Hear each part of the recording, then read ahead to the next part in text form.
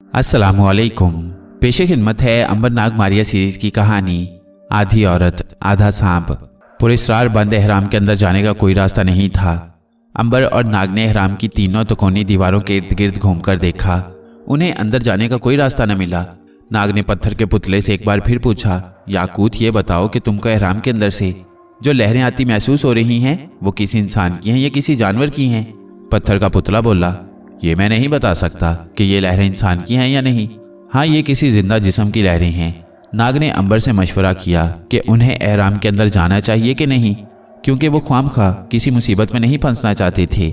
नाग ने कहा, हो सकता है एहराम के अंदर केटी और मारिया या थ्यूसोंग में से कोई कैद कर दिया गया हो, इसलिए मेरा ख्याल है कि हमें अंदर जाकर मालूम करना चाहिए। या फिर ऐसा करते हैं कि तुम पत्थर के पुतले को लेकर एहराम के बाहर ठहरो, मैं ज़मीन खोदकर एहराम के अंदर जाकर देखता हूँ कि कौन है। अंबर ने पहले तो नाग की इस तजवीज़ को नापसंद किया, मगर जब नाग ने उसे मजबूर किया तो वो राज़ी हो गया। नाग ने पत्थर का पुतला अंबर के हवाले किया और एहराम की एक शिकस्ता दीवार की दर्ज के नीचे ज़मीन खोदने लगा। रेत भुरभुरी थी, जल्द वहाँ एक सुराख बन गया। नाग ने सांप की शक्ल बदली और सुराख में घुस गया। रेत उसके आगे से अपने आप हटती जाती थी, क्योंकि यह हज़ारों साल पुरानी रेत बड़ी खुश्क थी। एहरामों के बारे में अंबर नाग मारिया बहुत कुछ जानते थे। उन्हें मालूम था कि मिस्र के फिरौन अपनी लाशों को दफन करने के लिए इस किस्म के एहराम बनाया करते थे। चुनाचे नाग उस दीवार से दाखिल हुआ था जहां उसके अंदाजे के मुताबिक एहराम का रास्ता उस कोठरी में जाता था जहां फिरौन की लाश दफन थी। अभी वो ज़मीन के अंदर ही था। वो सांप की शक्ल में ज़मीन की रेत में आगे ही आगे रेंगता चला जा रहा था। काफ़ी दूर तक रेंगने के बाद नाग एक छोटे से तंग रास्ते पर निकल आया। ये पत्थर की एक तंगो तारीख गली थी जो एहराम के अंदर बनी हुई थी। यहाँ घुप अंधेरा था, मगर नाग को सब कुछ नजर आ रहा था। नाग उस तंग गली में रेंगता चला गया। आगे गली खत्म हो गई और एक गहरा कुआं आ गया। नाग को मालूम था कि एहराम के अंदर फिरौन इस किस्म के गहरे कुएं इसलिए खोदा करते थे कि अगर डाकू एहराम के अंदर छुपा हुआ सोना लूटने के लिए आए तो वो उस कुएं में गिरकर मर जाएं। नाग कुएं के किनारे से होकर आगे निकल गया। आगे फिर वही तारीख गली शुरू हो गई। कुछ दूर जाकर गली बाएं तरफ को घूम गई। फिजा में ऐसी जड़ी बूटियों के तेल की बू फैली हुई थी जो फिरौन की लाशों पर उन्हें मम्मी बनाने से पहले मला जाता था। नाग चंद गज चला होगा कि उसे एक सरसराहट सुनाई दी। फिर अचानक सामने से एक नीले रंग का धारीदार सांप अपना फन उठाए नाग के सामने आ गया। उसने आते ही नाग पर फुंकार मारी और हमला करने ही वाला था कि नाग ने डांट कर कहा, गुस्ताख, क्या तुझे मालूम नहीं कि मैं नाग देवता हूँ? तुम अपने देवता पर हमला करने लगे थे। ये सुनकर नीला सांप वहीं सुन होकर खामोश हो गया। उसने फौरन गर्दन झुका दी और खौफ से कांपती हुई आवाज में कहा, मुकद्दस नाग देवता, मुझे माफ कर देना। मेरी सूंघने की हिस्स बेहद कमजोर पड़ गई है। मैं अपने देवता की खुशबू महसूस नहीं कर सका। नाग ने गुस्से में कहा, तुम्हें इस गुस्ताखी की सजा मिलेगी। नीले सांप ने जमीन पर गर्दन रख दी और गिड़गिड़ा कर बोला, मुकद्दस नाग देवता, मुझे माफ कर दो, मेरी जान बख्शी कर दो, मुझसे भूल हो गई। अगर मेरी सूंघने की हिस्स खराब ना होती तो मुझसे भला ये भूल कैसे हो सकती थी? नाग को भी उस वक्त किसी ऐसे सांप की ज़रूरत थी जो उसे इस एहराम के बारे में कुछ बताए। चुनाचे उसने मुआफ़ कर दिया और बोला, अच्छा, मैं तुम्हारी इस भूल को माफ़ करता हूँ। ये बताओ कि यहाँ कोई इंसान कैद है? नीला सांप बोला, मेरे देवता, मैं एक अरसे से इस एहराम में रहता हूँ। मैंने कभी किसी इंसान को यहाँ नहीं देखा। हाँ, इस साथ वाली कोठरी में जो मम्मी का ताबूत है उसमें से कभी कभी किसी औरत के रोने की आवाज़ आया करती है। नाग ने कहा, मुझे उस ताबूत के पास ले चलो। नीला सांप नाग को पास ही एक कोठरी थी वहां ले गया। उस कोठरी में एक पुराना खस्ता हाल ताबूत पड़ा था। नीला सांप कहने लगा, ये है वो ताबूत मुकद्दस देवता जिसमें से कभी कभी किसी औरत के रोने की आवाज आती है। नाग ताबूत को इधर उधर रेंग कर देखने लगा। नीला सांप बोला, मुकद्दस देवता, आप यहाँ ठहरें, मैं जनूब वाली कोठरी में जाकर देखता हूँ कि कहीं वहां से तो ये आवाज नहीं आती। ये कहकर नीला सांप वहां से चला गया। ताबूत के अंदर एक खस्ता और सूखी हुई मम्मी पड़ी थी। ये मुर्दा मम्मी थी। नाग बाहर निकलकर कोठरी में इधर उधर जायजा लेने लगा कि औरत की आवाज कहाँ से आ सकती है। दूसरी तरफ नीला सांप तेजी से रेंगता हुआ एहराम की सीढ़ियां उतरकर जमीन के अंदर एक ऐसे तहखाने में आ गया जहां दालान में कई सतून थे। उन सतूनों के दरमियान एक तंग जीना नीचे जाता था। नीला सांप जीना उतरकर एक गोल छत वाली कोठरी में आ गया। यहाँ एक पुराने ताबूत के पास एक सुरख आंखों वाली जवान औरत अपने बाल खोले बैठी थी। उस औरत का ऊपर वाला धड़ औरत का और निचला धड़ सांप का था। नीले सांप ने उसके सामने जाते ही अपनी जून बदल ली और वो एक इंसान बन गया और आधी औरत से कहने लगा, हल्का, तुम्हारा अंदाजा दुरुस्त निकला। जो सांप हमारे एहराम में आया है वो नाग देवता ही है। सांप के आधे धड़ वाली औरत के नीले होंठों पर मुस्कुराहट आ गई। उसने अपना हाथ ऊपर उठाकर कहा, यह हमारी सबसे बड़ी कामयाबी है। हम दोनों 1000 बरस से जिस नाग देवता का इंतजार कर रहे थे, आखिर वो आ गया। सांप के धड़ वाली औरत अलका अपनी जगह से रेंग कर ताबूत के पास आ गई और बोली, राक्ष, अब तुम्हारा ये काम है कि नाग देवता को किसी तरीके से इस कोठरी में लाकर इस ताबूत के अंदर पहुंचा दो। इसके बाद सारा काम मैं खुद संभाल लूंगी। जाओ जल्दी करो। अगर ये मौका भी हाथ से निकल गया तो ना जाने फिर हमें कितनी सदियां और इंतजार करना पड़ेगा। नीला सांप राक्ष बोला, मैं कोशिश करता हूँ। सांप के धड़ वाली औरत अलका ने फुंकार जैसी आवाज निकालकर कहा, कोशिश नहीं, नाग देवता को तुम्हें हर हालत में यहाँ लाना है। फौरन जाओ, नहीं तो तुम्हारी खैर नहीं। अभी लाता हूँ अलका देवी। ये कहकर राक्ष ने दोबारा नीले सांप का रूप इख्तियार किया और रेंगता हुआ तेजी से बाहर निकल गया। जब वो नाग वाली कोठरी में पहुंचा तो उसने देखा कि नाग ने इंसान की शक्ल इख्तियार कर रखी थी और वह मम्मी के ताबूत पर झुका उसे गौर से देख रहा था। नाग ने नीले सांप को आते देखकर कहा, तुम्हें किसी औरत का सुराग मिला?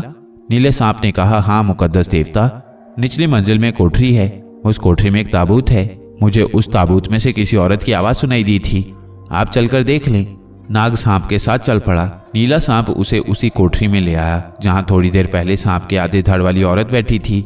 उस वक्त वो वहां पर नहीं थी। मम्मी का ताबूत चबूतरे पर पड़ा था। नीले सांप ने कहा, मुकद्दस देवता, यही वो ताबूत है जिसके अंदर से मुझे औरत की आवाज सुनाई दी थी। नाग ने ताबूत का ढकना उठाकर देखा। उसमें एक चकोर शगाफ पड़ा था।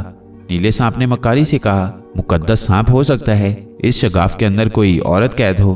आप इसके अंदर जाकर पता करें। क्या मैं भी आपके साथ आऊं? नाग ने कहा, नहीं, तुम इसी जगह ठहरो, मैं खुद इसके अंदर जाकर मालूम करता हूं। नीला सांप यही चाहता था कि नाग देवता अकेला ही शगाफ के अंदर दाखिल हो। नाग ने उसी वक्त सांप की शक्ल इख्तियार की और ताबूत में उतरकर शगाफ के अंदर दाखिल हो गया। जो ही वो शगाफ में दाखिल हुआ, नीले सांप ने पलक झपकते में इंसान की जून बदली और ताबूत का ढकना फौरन बंद कर दिया। ताबूत का ढकना बंद होते ही उसके अंदर से सांप की एक डरावनी फुंकार सुनाई दी और इसके बाद मौत जैसी खामोशी छा गई। नीला सांप राक्ष वहीं बंद ताबूत के पास बैठ गया।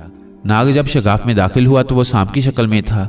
जो ही वह शगाफ की दूसरी तरफ गया, उसे एक भयानक फुंकार की आवाज सुनाई दी और नाग को यूं लगा जैसे किसी ने उसे किसी चीज में बंद कर दिया है। अभी वह संभलने भी ना पाया था कि उसकी आंखें पत्थरा सी गईं और सारा जिस्म सुन्न हो गया। उसने देखा कि वो एक पत्थर की तंग बोतल में बंद हो चुका है।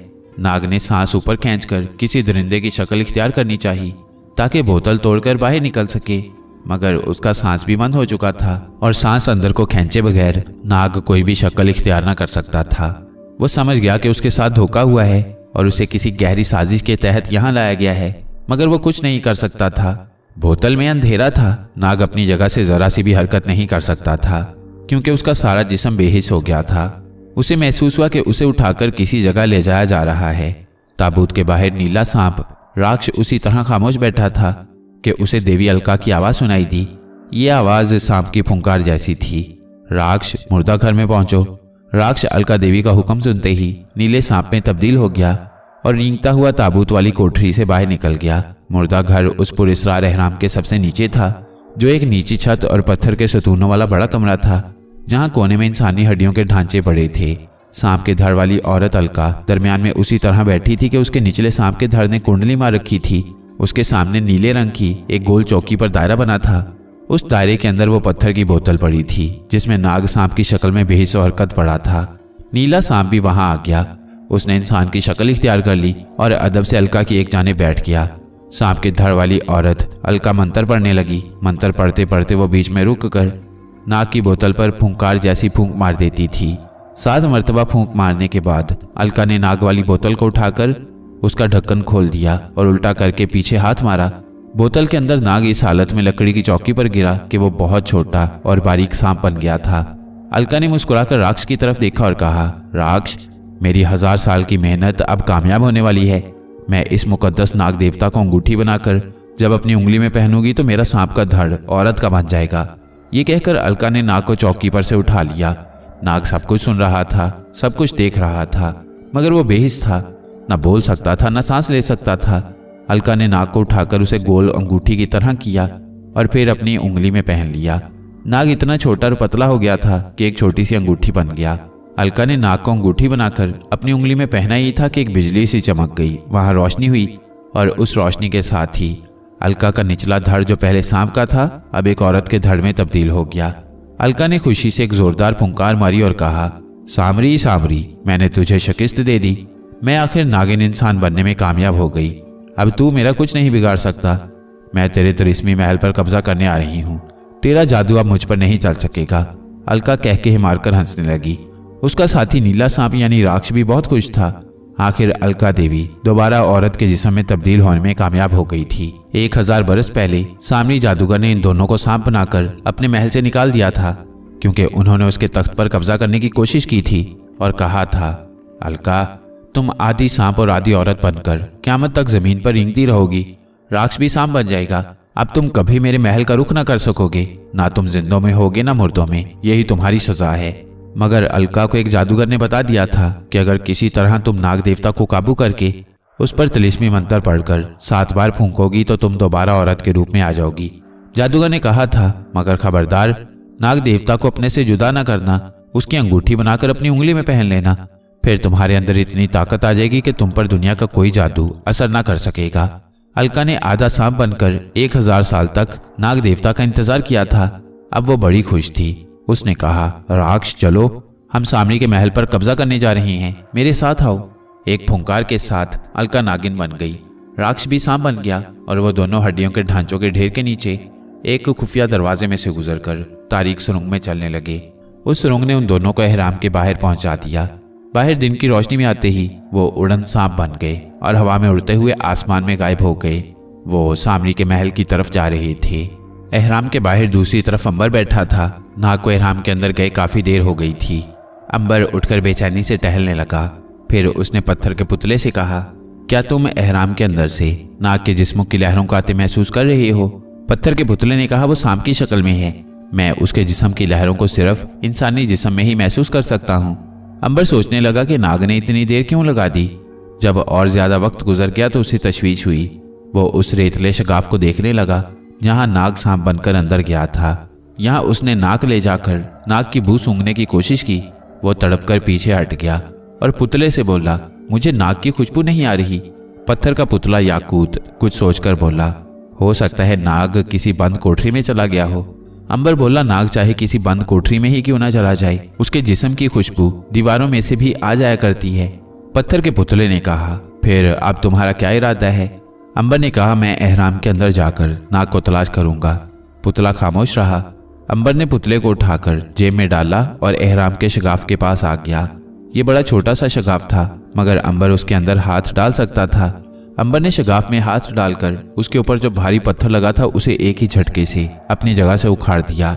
इसके बाद अंबर ने 3 और पत्थर भी उखाड़ डाले। अब वहां इतना रास्ता बन गया था कि अंबर अंदर दाखिल हो सकता था। अंबर एहराम की दीवार में घुस गया। दीवार की दूसरी जानिब वही तंगोतारी गली आ गई जहां से नाग गुजर गया था। अंबर अंधेरे में फूंक फूंक कर कदम उठाता चल रहा था। आगे कुआं आ गया। अंबर उससे बचकर आगे गुजर गया। इसके बाद बाएं जानिब वो कोठरी थी जिसके अंदर ताबूत में मम्मी बंद थी। अंबर ने ताबूत को खोलकर देखा। मम्मी मुर्दा पड़ी थी। यहाँ नाग की हल्की हल्की खुशबू आ रही थी। अंबर ने पुतले से कहा, नाग यहाँ से होकर गया है, हम आगे चलते हैं। अंबर कोठरी से निकलकर आगे रवाना हुआ। एहराम में भूल भुलैया सी बनी हुई थी, मगर अंबर एहराम की तमाम भूल भुलैयों को जानता था, क्योंकि उसका बचपन एहरामों के आसपास ही गुजरा था और मिस्र के एहराम उसके सामने तामीर किए गए थे। आगे एक जीना नीचे उतर रहा था। अंबर जीना उतरकर उस कोठरी में आ गया जहां वो खाली ताबूत पड़ा था, जिसके अंदर छोटा सा शगाफ था। अंबर ने उस शगाफ को गौर से देखा, मगर अब उस शगाफ की दूसरी जानिब एक पत्थर आ गया था। नाग यहाँ से भी नहीं गुजर सकता, वो जरूर इसी जगह कहीं है। ये कहकर अंबर ने नाग को आवाजें देना शुरू कर दी। उसकी आवाज बंद एहराम की फिजा में घुट कर रह जाती। यहाँ भी नाग की हल्की हल्की खुशबू फैली थी। अंबर कहने लगा, अगर नाग यहाँ नहीं है तो फिर उसकी खुशबू कहाँ से आ रही है? पुतले ने कहा, हो सकता है वो किसी मुश्किल में फंस गया हो। ये एहराम जादू नगरी के हैं, यहाँ फिरौनों ने कई तिलिस्म कर रखे हैं। अंबर बोला, मैं फिरौनों को भी जानता हूँ और उनके तिलिस्मों को भी। अंबर ने एहराम के अंदर जितनी कोठरियाँ और भूल भुलैया थीं सारी की सारी कंघाल डाली, मगर उसे नाग का कोई सुराग न मिला। अब आहिस्ता आहिस्ता वहाँ की फिजा से नाग की खुशबू भी मध्यम पड़ते पड़ते गायब होने लगी थी। पत्थर के पुतले ने कहा, भाई अंबर, मेरा ख्याल है नाग किसी तिलिस्म का शिकार होकर यहाँ से अगवा हो गया है। यहाँ उसे तलाश करना बेकार है। मुझे भी उसके जिस्म की लहरें महसूस नहीं हो रही। इसका मतलब है कि वो यहाँ नहीं है। हमें एहराम से बाहर निकलकर उसे तलाश करना चाहिए। अंबर सर पकड़कर बैठ गया। हम उसे बाहर कहाँ तलाश करेंगे? वो तो हमारी आंखों के सामने इस एहराम में दाखिल हुआ था। पुतला बोला। लेकिन अब वो यहाँ नहीं है। यहाँ उसे तलाश करने का कोई फायदा नहीं। अंबर कुछ देर खामोश बैठा सोचता रहा। फिर वो उठा और बोला, ठीक है, हम नाग को एहराम से बाहर ढूंढेंगे। अंबर एहराम से बाहर आ गया। धूप निकली हुई थी। चारों तरफ दिन की रोशनी फैली थी। अंबर बोला, याकूत, तुम्हारे ख्याल में हमें किस तरफ का रुख करना चाहिए? पत्थर का पुतला कहने लगा। अंबर भाई, तुम्हारा और नाग का ताल्लुक मुल्क मिस्र से है और मुल्क मिस्र यहाँ से दूर नहीं। मेरा ख्याल है कि हमें मुल्क मिस्र में जाकर वहाँ नाग को तलाश करना चाहिए। अंबर क्या जवाब देता? उसके पास दूसरा कोई रास्ता नहीं था। उसने कहा, ठीक है, हम मिस्र में ही चलते हैं। और वो एहराम को पीछे छोड़कर शहर खर्तूम की तरफ रवाना हो गई। अंबर सूडान के मुल्क में पहले भी कई बार आ चुका था। दिन भर वह मुल्क मिस्र की सरहद की तरफ चलता रहा। शाम के करीब एक जगह सहरा में उसने सूडान की सरहद अबूर की और मुल्क मिस्र में दाखिल हो गया। मिस्र उसका अपना वतन था। आज से हजारों बरस पहले वो इस मुल्क के एक शाही महल के करीब दरिया नील के एक मकान में पैदा हुआ था। यहाँ एहराम के पास उसके माँ बाप की कब्रें थीं, मगर अब वहाँ उनका नामो निशान तक ना था। अंबर ने यहाँ देवी तलाला को भी आवाज़ें दी, मगर देवी भी इस दुनिया से चली गई थी। पत्थर के पुतले से ना रहा गया। उसने अंबर से पूछ लिया कि वो किसको पुकार रहा है। अंबर ने कहा, तुम्हें क्यों बताऊं, तुम नहीं समझ सकोगे। पुतला कहने लगा, अंबर भाई, मैं सब कुछ जानता हूँ। ये जो स्याह पहाड़ और चट्टानें तुम्हें नजर आ रही हैं, इनको तुम यूं ही मत समझो। ये अंधी और गूंगी नहीं है। कोई देखने और सुनने वाला हो तो ये बात भी करती हैं। इन्होंने हजारों बरस की तारीख के वाकयात को अपने सामने गुजरते देखा है। मैं भी इन पहाड़ों और चट्टानों का एक हिस्सा हूँ। अंबर ने कहा, तो फिर तुम ही क्यों नहीं बताते कि नाग कहाँ है? पुतला बोला, कुछ राज ऐसे हैं जो पहाड़ों पर भी कुदरत जाहिर नहीं करती। ये गैब का इल्म है, और बाज़ गैब के इल्म ऐसे हैं कि जो सिर्फ खुदा को ही मालूम होती हैं और इंसान उनमें दखल नहीं दे सकते।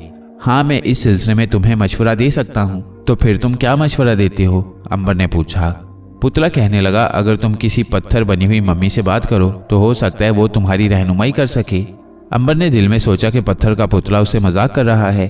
फिर ख्याल आया कि चलो ये भी करके देख लेते हैं। अंबर एहराम के अंदर एक ऐसी मम्मी के ताबूत के पास गया जो खुला हुआ था। उसकी मम्मी के जिस्म से लिपटी हुई पट्टियां स्याह होकर पत्थर की तरह सख्त हो गई थीं। मम्मी का चेहरा भी पत्थर बन चुका था। अंबर ने मम्मी की तरफ देखकर कहा, ऐ पत्थर हो चुकी मम्मी, क्या तुम बता सकती हो कि नाग, मारिया और केटी इस वक्त कहाँ हैं? मम्मी ने कोई जवाब ना दिया। अंबर ने एक बार फिर अपने सवाल को दोहराया तो मम्मी के स्याह पथरीले होंठों में हरकत पैदा हुई और उसके हलक से खुश्क आवाज निकली, मारिया केटी खला में है, नाग यहाँ से दूर एक नीली वादी में है। मम्मी ये कहकर खामोश हो गई। अंबर ने सवाल किया, ये नीली वादी कहाँ है? मम्मी ने कहा, एक दरिया है, नील के दरिया जितना बड़ा। उसकी एक आबशार है जो पहाड़ पर से गिरती है। उस पहाड़ी के ऊपर एक महल है, नीला महल, वहाँ नाग। इसके बाद मम्मी का मुंह बंद हो गया। अंबर ने जल्दी से पूछा, हाँ हाँ आगे बोलो, नीले महल में नाग कहाँ है? मगर मम्मी ने आगे एक लफ्ज भी नहीं कहा। पत्थर का पुतला कहने लगा, अंबर भाई, हमारे लिए इतनी मालूमात ही बहुत हैं। मम्मी अब नहीं बोलेगी। अंबर वहां से हट गया। पत्थर का पुतला ठीक ही कह रहा था। मम्मी के होंठों पर तो मौत की खामोशी की मोहर लग गई थी। एहराम से बाहर आकर अंबर ने पत्थर के पुतले से कहा, यहाँ से दूर नील के दरिया से बड़ा दरिया कौन सा हो सकता है? पत्थर का पुतला कहने लगा, जहाँ तक मुझे मालूम है यहाँ से 1000 मील के फासले पर दरिया जर्द बहता है। हो सकता है मम्मी ने उसी दरिया का जिक्र किया हो। सिर्फ वही एक दरिया है जो दरिया नील से बड़ा है। अंबर ने कहा, क्या कोई वहाँ नीली वादी भी है याकूत? पुतला कुछ देर खामोश रहा, फिर सोचकर बोला, नीली वादी शायद उसे इसलिए कहते हैं कि वहाँ नीले रंग की चट्टानें बहुत हैं। जब दोपहर को सूरज की शुआएं उन चट्टानों पर पड़ती हैं तो उनके अक्स से सारी वादी में नीला रंग बिखर जाता है। अंबर ने उछल कर कहा, ये बात तुमने पहले क्यों नहीं बताई? जरूर वहाँ कोई आबशार भी होगी और पत्थर के ऊपर महल भी होगा और नाग वहीं मिलेगा। हम आज ही नीली वादी की तरफ रवाना होते हैं।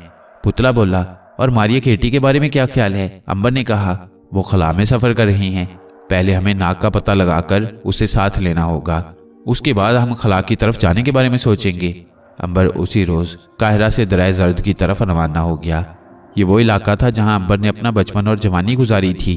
वो इस इलाके को 5000 साल से जानता था, मगर आज उसकी तबाही देखकर उसे यकीन नहीं आ रहा था कि ये वही मिस्र और उसका शहर काहिरा है। शहर से 15 मील दूर एक सहराई गांव में अंबर को एक ऊंट मिल गया। वो उस पर सवार होकर दरिया जर्द की तरफ चल पड़ा। मारिया, केटी और थ्यूसोंग खला में हैं। अंबर पत्थर के पुतले के साथ नाग की तलाश में नील की वादी की तरफ जा रहा है। नागिन अलका के साथ उसका साथी नीला सांप राक्ष भी था। ये राक्ष कोई सांप नहीं था कि जिसको 1000 तक जिंदा रहने के बाद ये ताकत मिल गई हो कि वो इंसान का रूप धार सकता हो, बल्कि एक जादूगर इंसान था और एक खास चिल्ला करने के बाद उसमें इतनी शक्ति पैदा हो गई थी कि वो सांप भी बन सकता था। इसी वजह से वो नाग को नहीं पहचान सका था कि वो देवता है। अगर सांप होता तो नाग देवता को जरूर पहचान लेता। नागिन अलका औरत की शक्ल में नाग की अंगूठी अपनी उंगली में पहने राक्ष के साथ खरतूम के पुराने अहराम से निकलकर फिजा में उड़ गई थी। वो इंसानी शक्ल में फिजा में इस तरह उड़ रही थी कि नीचे से कोई देखे तो ये समझे कि कोई उकाब उड़ा जा रहा है। राक्ष भी उसके साथ ही उड़ रहा था। कई जंगल और सहरा अबूर करने के बाद नागिन अलका को दूर से एक पहाड़ी पर जादूगर सामरी के आलीशान महल के नीले नीले मीनार और सुनहरी गुंबद दिखाई दिए। नागिन अलका ने राक्ष से उड़ते उड़ते कहा, राक्ष होशियार हो जाओ, सामरी की सल्तनत की हद शुरू हो रही है। राक्ष बोला, अलका देवी, तुमने नाग देवता की अंगूठी पहन रखी है, तुम पर सामरी का जादू असर नहीं करेगा। नागिन अलका ने कहा, लेकिन वो हम पर हमला जरूर करेगा। उसे हमला करने दो, मैं उसके महल पर कब्जा करने आई हूँ, मैं उसे हमेशा के लिए खत्म कर दूंगी। नागिन अलका और राक्ष जो ही जादूगर सामरी की सल्तनत में दाखिल हुए, उन्हें एक जबरदस्त झटका लगा और वो उड़ते उड़ते ऊपर को उठ गए। उनके पास अगर नाग देवता की अंगूठी ना होती तो वो उसी जगह जलकर भस्म हो गए होते। नागिन अलका चिल्लाकर बोली, सामरी तेरी मौत आ रही है, मैं तुम्हें अब जिंदा नहीं छोड़ूंगी। इसके साथ ही सामरी के महल के गुंबद में से एक सुरख शोला बुलंद हुआ। ये शोला गेंद की शक्ल इख्तियार करके तेज रफ्तारी से नागिन अलका और राक्ष की तरफ बढ़ा और फिर इस शोले ने उन दोनों को अपनी लपेट में ले लिया। नागिन अलका ने चीख कर कहा, राक्ष हमें कुछ नहीं होगा, बस तुम सांस मत खींचना। राक्ष ने अपना सांस रोक लिया। अब जादू के जरिए उसके जिस्म के जरों के साथ हवा अंदर दाखिल हो रही थी, मगर आग उन पर जरा भी असर न कर सकी थी। वो दोनों बिल्कुल महफूज हालत में आग के गोले में से निकल गए। अब वो सामरी के महल के ऊपर आ गए थे। महल के अंदर से अचानक दो अजदहा अपने नथनों और मुंह से आग खारिज करते फुंकारते शोर मचाते निकले और हवा में उड़ते हुए नागिन अलका और राक्ष की तरफ बढ़े। नागिन अलका ने नाग की अंगूठी वाला हाथ आगे कर दिया। नाग की बारीक और मुड़े हुए जिस्म में से शुआएं निकलकर अजदहों पर पड़ी। एक धमाके के साथ उनके जिस्म फटकर फिजा में बिखर गए। नाग यह सारा तमाशा देख रहा था। नागिन अलका और राक्ष फिजा में से गोता लगाकर नीचे महल के सहन में उतर आए। नागिन अलका ने अपनी सुरख आंखें महल के शाही झरोके की तरफ उठाई और चीख कर कहा, सामरी तेरा आखिरी वक्त आन पहुंचा है। अचानक सामरी के महल से धमाके की आवाज के साथ एक बहुत बड़ा भयानक अफरीत उछलता हुआ निकला और उसने नागिन अलका की तरफ मुंह करके सांस अंदर को खींचा। नागिन अलका ने राक्ष से कहा, मेरा हाथ पकड़ लो, नहीं तो अफरीत के मुंह में चले जाओगे। राक्ष ने लपक कर नागिन अलका का हाथ थाम लिया। अलका के दूसरे हाथ में नाग की अंगूठी थी। अफरीत के सांस में इस कदर कशिश थी कि नागिन अलका भी खुद ब खुद उसकी तरफ खींचने लगी। अलका ने फौरन नाग की अंगूठी वाला हाथ अफरीत की तरफ कर दिया। अंगूठी में से नीले रंग की तेज शुआ निकलकर अफरीत के जिस्म पर पड़ी। एक और धमाका हुआ और अफरीत का जिस्म पुर्जे पुर्जे होकर बिखर गया। नागिन अलका ने गजबनाक आवाज में नारा लगाया, सामरी तेरा कोई जादू अब मुझ पर नहीं चलेगा, अब तू अपनी खैर मना, मैं हमला करने लगी हूँ। नागिन अलका महल के दरवाजे की तरफ लपकी। दरवाजा अपने आप खुल गया और अंदर सांपों का एक लश्कर फुंकारता हुआ निकला और नागिन अलका की तरफ बढ़ा। अलका ने यहाँ भी नाग देवता की अंगूठी को सामने कर दिया। नाग देवता को अंगूठी की शक्ल में देखते ही सारे के सारे सांप वहीं गायब हो गए। अलका महल में दाखिल हो गई। महल के बड़े दरवाजे पर दो इंसान पहरा दे रहे थे। नागिन अलका को देखते ही वो अजदा बन गए और फुंकारते हुए अलका की तरफ लपके। अलका ने अंगूठी के इशारे से उन्हें भी जलाकर राख कर दिया। अब वो महल के बड़े हॉल में आ गई। उसके सामने तख्त पर सामरी जादूगर बैठा था। उसके दरबारी जादूगर उसके दाएं बाएं खड़े थे। उनकी गर्दनों में जहरीले सांप फन उठाए झूम रहे थे। सामरी जादूगर के जिस्म पर भी सांप लिपटे थे और उसके एक हाथ में इंसान की खोपड़ी थी। नागिन अलका को अपने सामने देखकर वह तख्त पर उठ खड़ा हुआ। उसकी आंखों से शोले निकलने लगे। उसके जिस्म के साथ लिपटे हुए सांप फुंकारने लगे। सामरी ने गजबनाक आवाज में गरज कर कहा, अलका तुझे तेरी मौत मेरे पास वापस ले आई है, तू यहाँ से बचकर वापस नहीं जा सकती। नागिन अलका ने भी चीख कर कहा, सामरी मैं तेरी मौत बनकर तेरे सामने आई हूँ, तेरी जिंदगी के दिन पूरे हो चुके हैं। सामरी को तैश आ गया। उसने अपने जिस्म से लिपटे हुए सांपों को हुक्म दिया, इस गुस्ताख औरत को हलाक कर डालो। 10-12 जहरीले सांप सामरी के जिस्म से उछलकर अलका की तरफ दौड़े। मगर नाग देवता की अंगूठी ने उन्हें रास्ते में ही भस्म कर दिया। सामरी ने यह माजरा देखा तो अपने हाथ में थामी हुई इंसानी खोपड़ी को हुक्म दिया, असगर खोपड़ी, नागिन अलका को हड़प कर लो। खोपड़ी के मुंह से चीख बुलंद हुई और वो हवा में उड़कर नागिन अलका के सर के ऊपर बैठ गई। राक्ष पीछे हट गया। नागिन अलका ने चिल्लाकर कहा, राक्ष मेरे करीब से मत हटना, नहीं तो मारे जाओगे। नागिन अलका ने नाग देवता की अंगूठी वाला हाथ ऊपर उठाकर अंगूठी को इंसानी खोपड़ी के साथ लगा दिया। नाग के जिस्म का खोपड़ी के साथ लगना था कि इंसानी खोपड़ी चट्टाक से 4 टुकड़े होकर नीचे गिर पड़ी। खोपड़ी के टुकड़े फर्श पर अलग अलग होकर तड़प रहे थे, फिर वो पत्थर बन गई। सामरी के साथी जादूगरों ने यह हालत देखी तो वहां से भाग गए, क्योंकि सामरी के सारे जादू के हमले नाकाम हो गए थे। मगर सामरी के पास एक आखिरी जादू अभी बाकी था। सामरी ने दोनों हाथ फिजा में बुलंद किए। वो इंसान से एक बहुत बड़ा गिद्ध बन गया, जिसकी आंखों और पंजों से चिंगारियां फूट रही थीं। उस गिद्ध ने नागिन अलका पर हमला कर दिया। नागिन अलका ने नाग देवता की अंगूठी उसकी तरफ कर दी। अंगूठी में से वही नीली रोशनी की शुआ निकलकर गिद्ध पर पड़ी और गिद्ध 2 टुकड़े होकर फर्श पर गिरा और गिरते ही वो बहुत बड़ा सांप बनकर पुंकारता हुआ नागिन अलका पर हमलावर हुआ। इस बार अलका ने उसकी तरफ अंगूठी का इशारा किया और कहा, सामरी, यह तेरी जिंदगी की आखिरी घड़ी है। और इस दफा नागिन अलका के मुंह से भी एक सुरख रोशनी निकलकर सामरी के जिस्म पर पड़ी और गिद्ध के दोनों टुकड़ों में आग भड़क उठी। सामरी इंसानी शक्ल में आ गया और जादू के जोर से फर्श पर से 10 फुट ऊपर को उछला। नागिन अलका ने एक बार फिर अपने मुंह से निकलती रोशनी उस पर फेंकी। सामरी के हलक से एक भयानक चीख निकली और वह भस्म होकर राख हो गया। इसके साथ ही फिजा में खौफनाक ड्राउनी आवाज में चीखें बुलंद हुईं और फिर ये चीखें गायब हो गईं। सामरी मर चुका था। नागिन अलका ने अपनी फतह की खुशी में एक ऐसा नारा बुलंद किया कि सामरी के महल की दीवारें हिल गईं। राक्ष की तरफ देखकर अलका बोली, राक्ष, हमने सामरी को हलाक कर डाला, अब मैं इस महल की मलका हूँ। नागिन अलका कह के लगाती तख्त पर जाकर बैठ गई। उसको तख्त पर बैठते देखकर सामरी के वो दरबारी जादूगर जो उसको छोड़कर भाग गए थे फौरन आए और अलका के सामने सर झुका दिए। अलका ने उनकी तरफ देखकर कहा, तुम मुसीबत के वक्त सामरी का साथ छोड़ गए थे, मगर मैं तुम्हें माफ करती हूँ। आज से तुम लोग मेरे दरबारी भी हो और मेरे गुलाम भी हो। तुम जानते हो कि मैं तुमसे, तुम्हारे सामरी से भी बड़ी जादूगरनी हूँ। तुम अगर मेरे गुलाम बनकर रहोगे तो तुम्हें सब कुछ मिलेगा। अगर तुमने बगावत करने की कोशिश की तो मेरे तिलिस्मी सांप जो महल में पहरा दे रहे हैं तुम्हें वहीं एक एक करके डस देंगे। ये कहकर नागिन अलका ने हवा में दोनों हाथ खोलकर बंद किए तो उसके दोनों हाथों में जहरीले सांप थे। अलका ने उन सांपों को फर्श पर फेंका और कहा, मेरे सांपों, मेरे दोस्तों, इस महल की हिफाजत अब तुम्हारी जिम्मेदारी है। इन लोगों की खबरगिरी करना। किसी के दिल में बगावत का ख्याल भी आए तो उसे डसकर वहीं हलाक कर देना। सारे सांप एक एक करके तमाम दरबारी जादूगरों के पास गए, उनके जिस्मों को सूंघा और इधर उधर दौड़कर महल में फैल गए। नागिन अलका ने कहा, इन सांपों ने तुम्हारे जिस्मों की बू सूंघ ली है। तुम मुझे धोखा देकर दुनिया में जहां भी जाओगे ये तिलिस्मी सांप तुम्हारी बू के पीछे पीछे वहां पहुंचकर तुम्हें जहन्नुम में पहुंचा देंगे। नागिन अलका ने सामरी के सारे महल पर कब्जा कर लिया। महल की सारी जादूगर औरतें, नौकरानियां, खादमाएं और जादूगर दरबारी और नौकर उसके आगे आकर झुक गए। अलका ने राक्ष को अपना वजीर आजम बना दिया। उसने महल के इर्द गिर्द एक तिलिस्म का दायरा खींच दिया कि अगर कोई चिड़िया भी उस दायरे में दाखिल हो तो वहीं जलकर राख हो जाए। उसी रोज नागिन अलका ने अपनी ताजपोशी का शानदार जश्न मनाया और अपने सर पर हीरे जवाहरात का कीमती ताज पहना। उसका वजीर राक्ष यानी नीला सांप उसके साथ ही तख्त पर बैठा था। नाग अलका की उंगली से अंगूठी बनकर लिपटा यह सारा तमाशा देख रहा था और दिल में सोच रहा था कि इस मुसीबत से अंबर उसे क्यों कर निजात दिलाएगा। नाग का जहन और आंखें काम कर रही थीं। वो सोच भी सकता था और देख भी सकता था। वो अलका की उंगली से लिपटा हुआ था, मगर अपने छोटे से जिस्म को जो अंगूठी की तरह मुड़ा हुआ था और अलका की उंगली से लिपटा हुआ था उसे हरकत न दे सकता था। अगर वो अपने जिस्म को हरकत दे सकता तो जरूर उसकी उंगली से रेंगकर उतर जाता। जश्न ताजपोशी के बाद रात को अलका अपनी ख्वाबगाह में आकर लेट गई। नाग का ख्याल था कि वो अपनी अंगूठी उतारकर किसी डब्बी में रख देगी, मगर उसने ऐसा न किया। कनीजें अलका के बालों को रेशमी रुमाल में लपेट रही थीं। फिर सारी कनीजें और खादमाएं चली गईं और अलका अपने खूबसूरत बिछौने पर लेट गई। नाग उसकी उंगली से लिपटा सोच रहा था कि वो कब तक इस कैद में जकड़ा रहेगा। अलका गहरी नींद सो गई थी। नाग को उसके हल्के हल्के खराटों की आवाज आ रही थी। नाग बोल भी नहीं सकता था। अगर वो बोल सकता तो सांप की आवाज में इस तिलिस्मी महल में रहने वाले सांपों में से किसी को बुलाकर उससे मदद हासिल करता। ना जाने ये किस किस्म के तिलिस्मी सांप थे कि नाग देवता की खुशबू को भी नहीं सूंघ सकते थे। जाहिर है ये सारा महल तिलिस्मी था और सांप भी जादू के थे।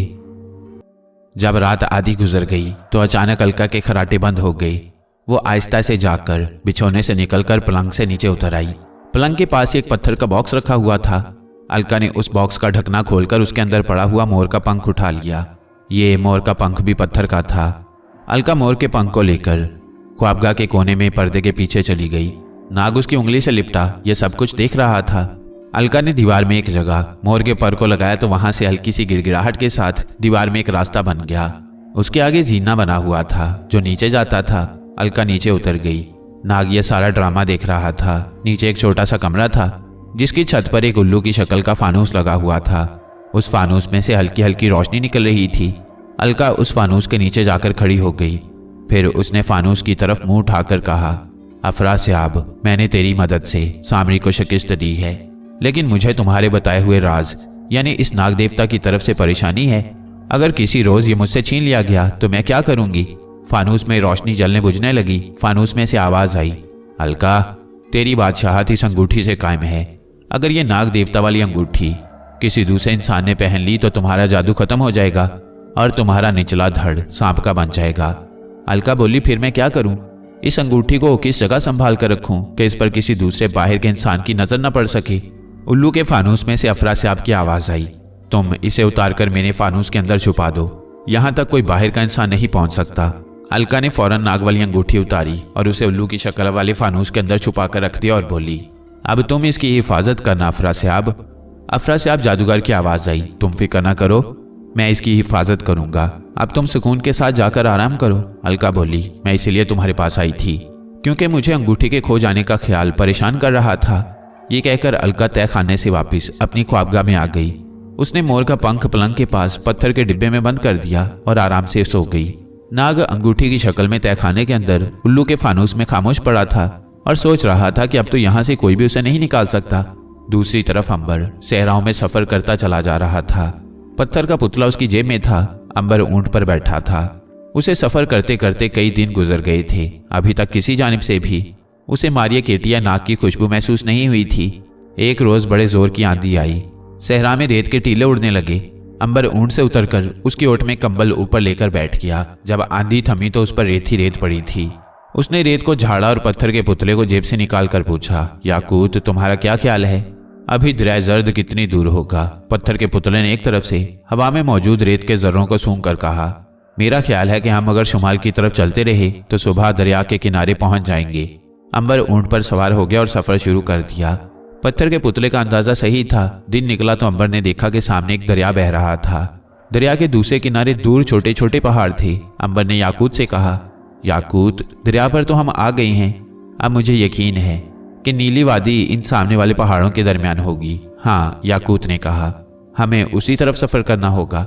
अंबर ने ऊंट को वहीं छोड़ दिया और दरिया को तैरकर पार किया। दरिया की दूसरी जानिब पथरीला मैदान था। ये मैदान खत्म हुआ तो पहाड़ी सिलसिला शुरू हो गया। दरिया आगे से घूमकर उन पहाड़ियों में आ गया था। वादी में पहुंचते ही अंबर ने देखा कि वहां नीले रंग की ऊंची ऊंची चट्टानें थीं जिन पर धूप पड़ रही थी और सारी वादी में हल्की हल्की नीली रोशनी फैली हुई थी। अंबर ने खुश होकर कहा, याकूत, हम नीली वादी में पहुंच गए हैं। अब आबशार को तलाश करना है। वादी में सफर करते हुए अंबर पहाड़ी की दूसरी तरफ आया तो देखा कि सामने एक ऊंचा पहाड़ था जिसकी एक तरफ से आबशार नीचे झील में गिर रही थी। अंबर का चेहरा खुशी से खिल उठा। याकूत, यही है वो आबशार जिसका जिक्र मम्मी ने किया था। मुझे यकीन है कि अब हम नाग को ढूंढ लेंगे। फिर वो बोला, लेकिन मुझे नाग की हल्की सी खुशबू भी नहीं आ रही। पत्थर के पुतले याकूत ने कहा, हमें पहाड़ के पार चलकर देखना होगा। हो सकता है उधर पहुंचने के बाद नाग का कोई सुराग मिल जाए। अंबर ने दोबारा चलना शुरू कर दिया। वो पहाड़ी के साथ साथ चल रहा था। फिर वो पहाड़ी पर चढ़ने लगा। पहाड़ी की चोटी पर अंबर ने आकर देखा कि दूसरी तरफ एक ऊंचा पहाड़ था जिसके ऊपर एक शानदार महल बना हुआ था। अंबर ने हैरान होकर कहा, याकूत, ये महल तो किसी बादशाह का मालूम होता है, मगर ये महल कहाँ से आ गया? क्या इस महल के गुंबदों और मीनारों पर एटमी ताबकारी का कोई असर नहीं पड़ा? पत्थर का पुतला बोला, हो सकता है ये कोई तिलिस्मी महल हो। अंबर ने कहा, तो क्या नाग इस महल में होगा? पत्थर का पुतला कहने लगा, अगरचे मम्मी ने इस महल का जिक्र नहीं किया, लेकिन हमें इसी महल में नाग को तलाश करना होगा। इसके बावजूद हमें इस बात से खबरदार रहना होगा कि अगर ये कोई तिलिस्मी महल हुआ तो हम पर जादू असर कर सकता है। अंबर बोला, जहां तक मेरा ताल्लुक है मुझ पर तो जादू का असर नहीं होता। हाँ, तुम पर अगर असर हो गया तो मैं कुछ नहीं कह सकता। पुतला कहने लगा, तुम मेरी फिक्र ना करो, मैं तो पहले ही पत्थर का पुतला हूँ। मुझ पर अगर जादू चल भी गया तो क्या होगा? पत्थर से मैं क्या बन जाऊंगा? तुम खुदा का नाम लेकर महल की तरफ चलो। मगर एक बात जरूर कहूंगा कि अगर नाग वहां पर किसी जादूगर की कैद में है तो तुम्हारी मौजूदगी से जादूगर होशियार हो सकता है और नाग को नुकसान पहुंचने का खतरा पैदा हो सकता है।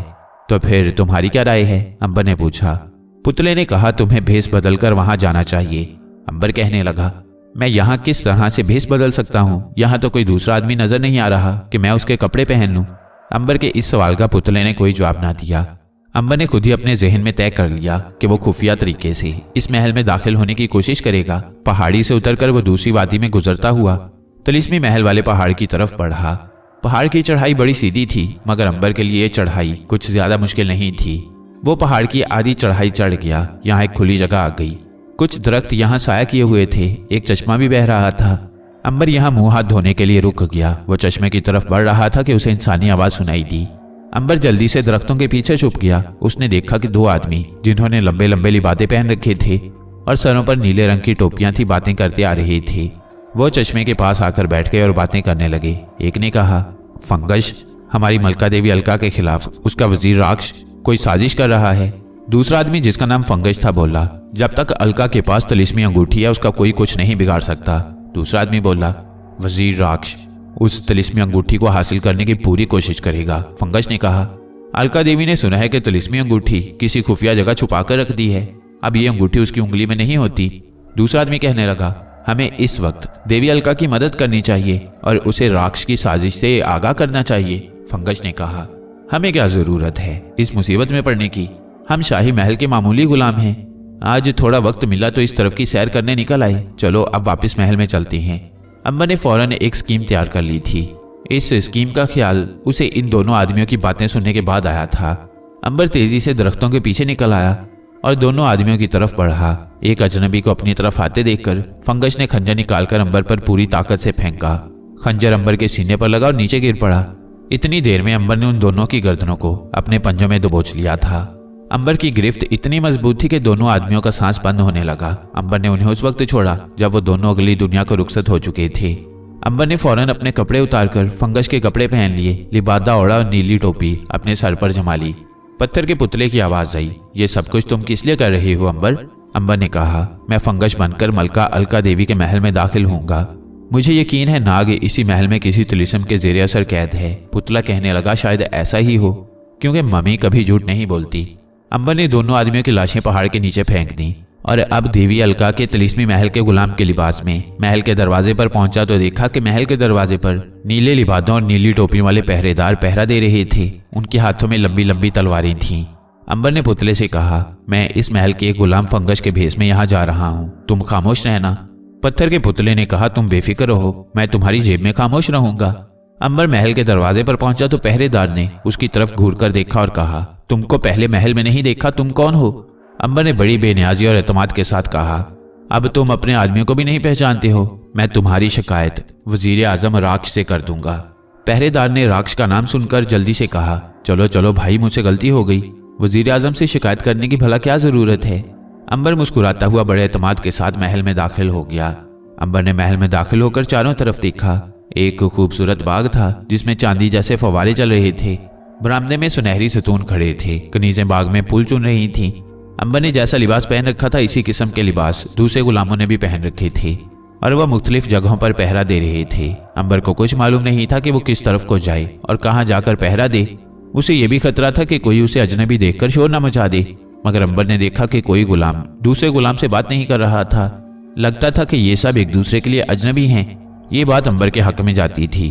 वो महल के दूसरे बड़े दरवाजों से निकलकर एक छोटे से बागीचे में आ गया जहां कुछ गुलाम पत्थर एक तरफ हटा रहे थे। अंबर भी वहां पत्थर उठाने लगा। एक गुलाम ने उसकी तरफ ताज्जुब से देखा और कहा, तुम यहाँ पत्थर क्यों ढो रहे हो? तुम्हारे सीने पर नीले बटन हैं। क्या तुम्हें मालूम नहीं कि नीले बटन वाले गुलाम महल के अंदर राक्ष की खिदमत करते हैं? अंबर ने बड़े एतमाद से कहा, मैं सब कुछ जानता हूँ, लेकिन मैं तुमसे हमदर्दी की वजह से तुम्हारे काम में हाथ बटाने आ गया हूँ। गुलाम ने कहा, ये यहाँ के उसूलों के खिलाफ है। तुम यहाँ से हट जाओ और महल के अंदर जाओ, नहीं तो हमारी भी शामत आ जाएगी।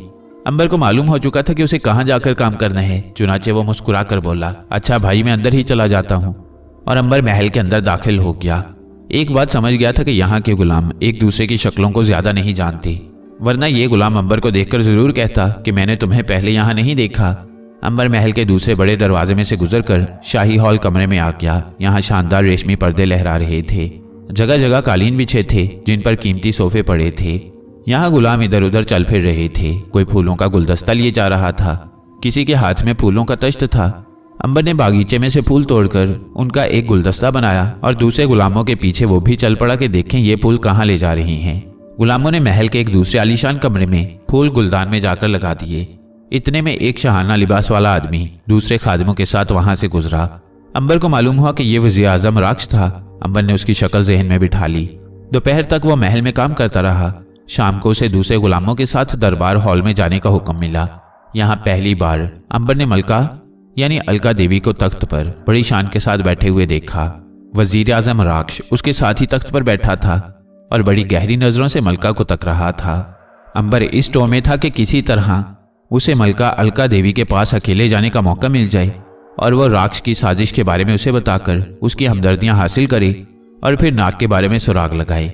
मलका अलका देवी ने दरबारियों के साथ कुछ बातें की और दरबार बर्खास्त कर दिया गया। अंबर ने पत्थर के पुतले याकूत से मशवरा किया तो उसने भी यही राय दी कि वो मलका अलका की हमदर्दी हासिल करने की कोशिश करे। अंबर ने कहा, मगर याकूत, मुझे अभी तक महल में नाग की खुशबू किसी जगह से नहीं आई। इसकी वजह क्या है? अगर नाग इस महल में है तो फिर उसकी खुशबू महसूस क्यों नहीं हो रही? अंबर, तुम भूल रही हो कि यह तिलिस्मी महल है। एहराम की मम्मी ने झूठ नहीं बोला था। नाग जरूर इसी महल में किसी जगह कैद है और तिलिस्म की वजह से उसकी खुशबू हम तक नहीं पहुंच रही। तुम मलका से मुलाकात करने की कोशिश करो। अंबर ने कहा, अगर मैंने मलका से कहा कि उसका वजीर आजम उसके खिलाफ साजिश कर रहा है तो वो कहेगी कि मेरे पास इसका क्या सबूत है। याकूत ने कहा, तो फिर पहले कोई सबूत हासिल करो। पत्थर कुछ सोचकर बोला, तुम ऐसा करो कि मुझे मलका अलका के सामने जाकर पेश करो और कहो कि तुमको ये पत्थर का पुतला बाग में पड़ा मिला, बाकी मैं खुद संभाल लूंगा। अब्बा ने कहा, याकूत, एक बार फिर सोच लो, कहीं तुम पर कोई मुसीबत ना आ जाए। पुतला कहने लगा, मेरे जहन में एक मंसूबा आया है, तुम बेफिक्र होकर वही करो जैसा मैं तुम्हें कह रहा हूँ, जैसे तुम्हारी मर्जी। अंबर ने पुतले को जेब में रखा और मलका अलका के कमरे की तरफ बढ़ा। अलका देवी के कमरे के बाहर दो कनीजें तलवारें लिए पहरा दे रही थीं। अंबर ने करीब जाकर कहा, मैं मलका सलामत से मिलना चाहता हूँ। कनीज ने उसे घूर कर देखा और कहा, तुम्हें मलका सलामत से क्या काम आ पड़ा है? तुम्हें गुलाम हो, गुलाम को मलका से मुलाकात की इजाजत नहीं है। अंबर ने कहा, मेरा मलका अलका से मिलना बहुत जरूरी है। दूसरी कनीज ने तलवार उठाई और ऊंची आवाज में कहा, अगर तुम यहाँ से नहीं जाओगे तो मैं तुम्हारी गर्दन उड़ा दूंगी। अंबर ने भी चीख कर कहा, मेरा मलका से मिलना जरूरी है, मैं मलका से मुलाकात करके यहाँ से टलूंगा। शोर मचा तो अंदर मलका अलका को पता चल गया। उसने कहा, ये बाहर कौन है? ये कैसा शोर है? एक कनीज ने आकर कहा, मलका सलामत, एक गुलाम आपसे मिलना चाहता है। वो कहता है कि मैं आपसे कोई जरूरी बात करना चाहता हूँ। मलका अलका ने कहा, उसे अंदर आने दो।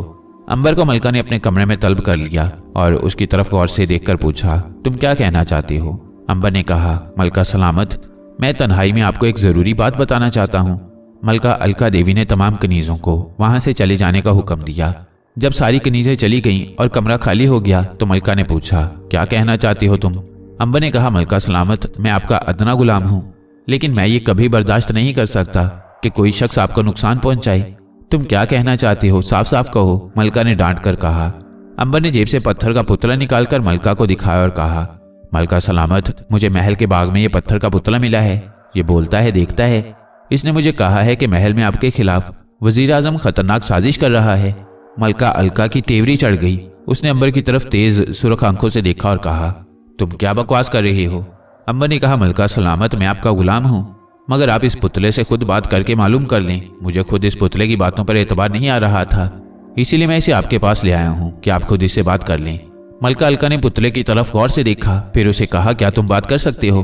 पुतला बोला, हाँ मलका सलामत, मैं बात भी कर सकता हूँ और मैं आपको एक बहुत बड़े खतरे से आगाह करने यहाँ आया हूँ। तुम्हें किसने भेजा है? मलका अलका ने पूछा। पुतला बोला, मुझे देवता भोताम ने भेजा है, जो पत्थरों का देवता है, पहाड़ों और चट्टानों का देवता है। आपकी जिंदगी खतरे में है। आपका वज़ीर आज़म राक्ष आपके खिलाफ जबरदस्त साजिश तैयार कर रहा है। मलका अलका बोली, तुम्हारे पास इसका क्या सबूत है? पत्थर के पुतले ने कहा, आप राक्ष की सरगर्मियों का जायजा लें, आपको खुद ही मालूम हो जाएगा। हम झूठ नहीं बोला करते। अलका देवी ने कहा, बहुत खूब, मैं इसकी तहकीक करूंगी। उस वक्त तक तुम मेरे पास रहोगे। पुतले ने कहा, मुझे मंजूर है, मैं आपका खैर ख्वाह हूँ, आप मुझे अपने पास रख सकती हैं। मलका अलका ने पत्थर के पुतले को उठाकर उस डिब्बे में रख दिया जहाँ पहले ही पत्थर के मोर का पंख पड़ा था। ये वही पंख था जिसको ख्वाबगाह की दीवार पर लगाने से वहां तय खाने को जाने वाला रास्ता बन गया था। मलका ने अंबर से कहा, तुम्हारा नाम क्या है? अंबर ने कहा, मेरा नाम अंबर है मलका सलामत, मैं आपका गुलाम हूँ। मलका बोली, देखो जो बातें यहाँ हुई हैं उनका जिक्र हरगिज किसी से मत करना। फिर कुछ सोचकर मलका ने कहा, अंबर तुम मेरी ख्वाबगाह के बाहर पहरा दिया करोगे। आज से मेरी ख्वाबगाह के बाहर कनीजों की जगह पर तुम पहरा दोगे। अंबर ने झुक कर कहा, जो हुक्म मलका सलामत। अंबर को ख्वाबगाह के बाहर पहरे पर लगा दिया गया। मलका अलका पुतले की बातों से परेशान हो गई थी। उसे अपने वजीर आजम पर पहले ही से शक था। अब जब जादू के पुतले ने उसे साजिश के बारे में आगाह किया तो उसने फैसला किया कि वो अफरासियाब से मशवरा करेगी। चुनाचे रात को उसने पत्थर के डिब्बे में से मोर का पंख निकाला। पुतला उसे देख रहा था कि मलका ने मोर का पंख निकाला है।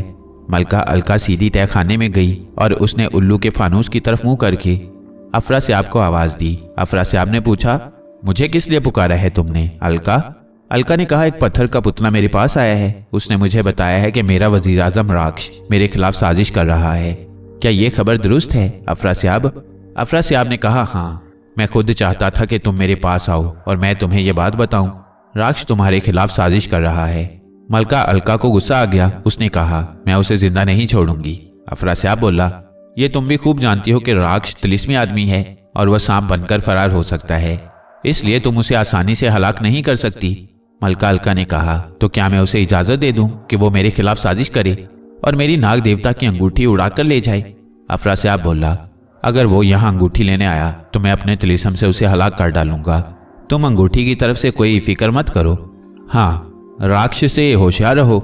मलका अलका ने कहा, मैं उसे पत्थर की चार दीवारी में बंद कर दूंगी जहां वो नीला सांप बनकर कैद हो जाएगा और कभी बाहर नहीं निकल सकेगा। अगर तुम यही करना चाहती हो तो कर सकती हो, लेकिन इत्मीनान रखो, वो यहाँ आकर नाग देवता की अंगूठी कभी निकाल कर नहीं ले जाएगा। अलका खुश होकर वहां से अपनी ख्वाबगाह में आ गई। दूसरे रोज मलका अलका ने अंबर को तलब किया।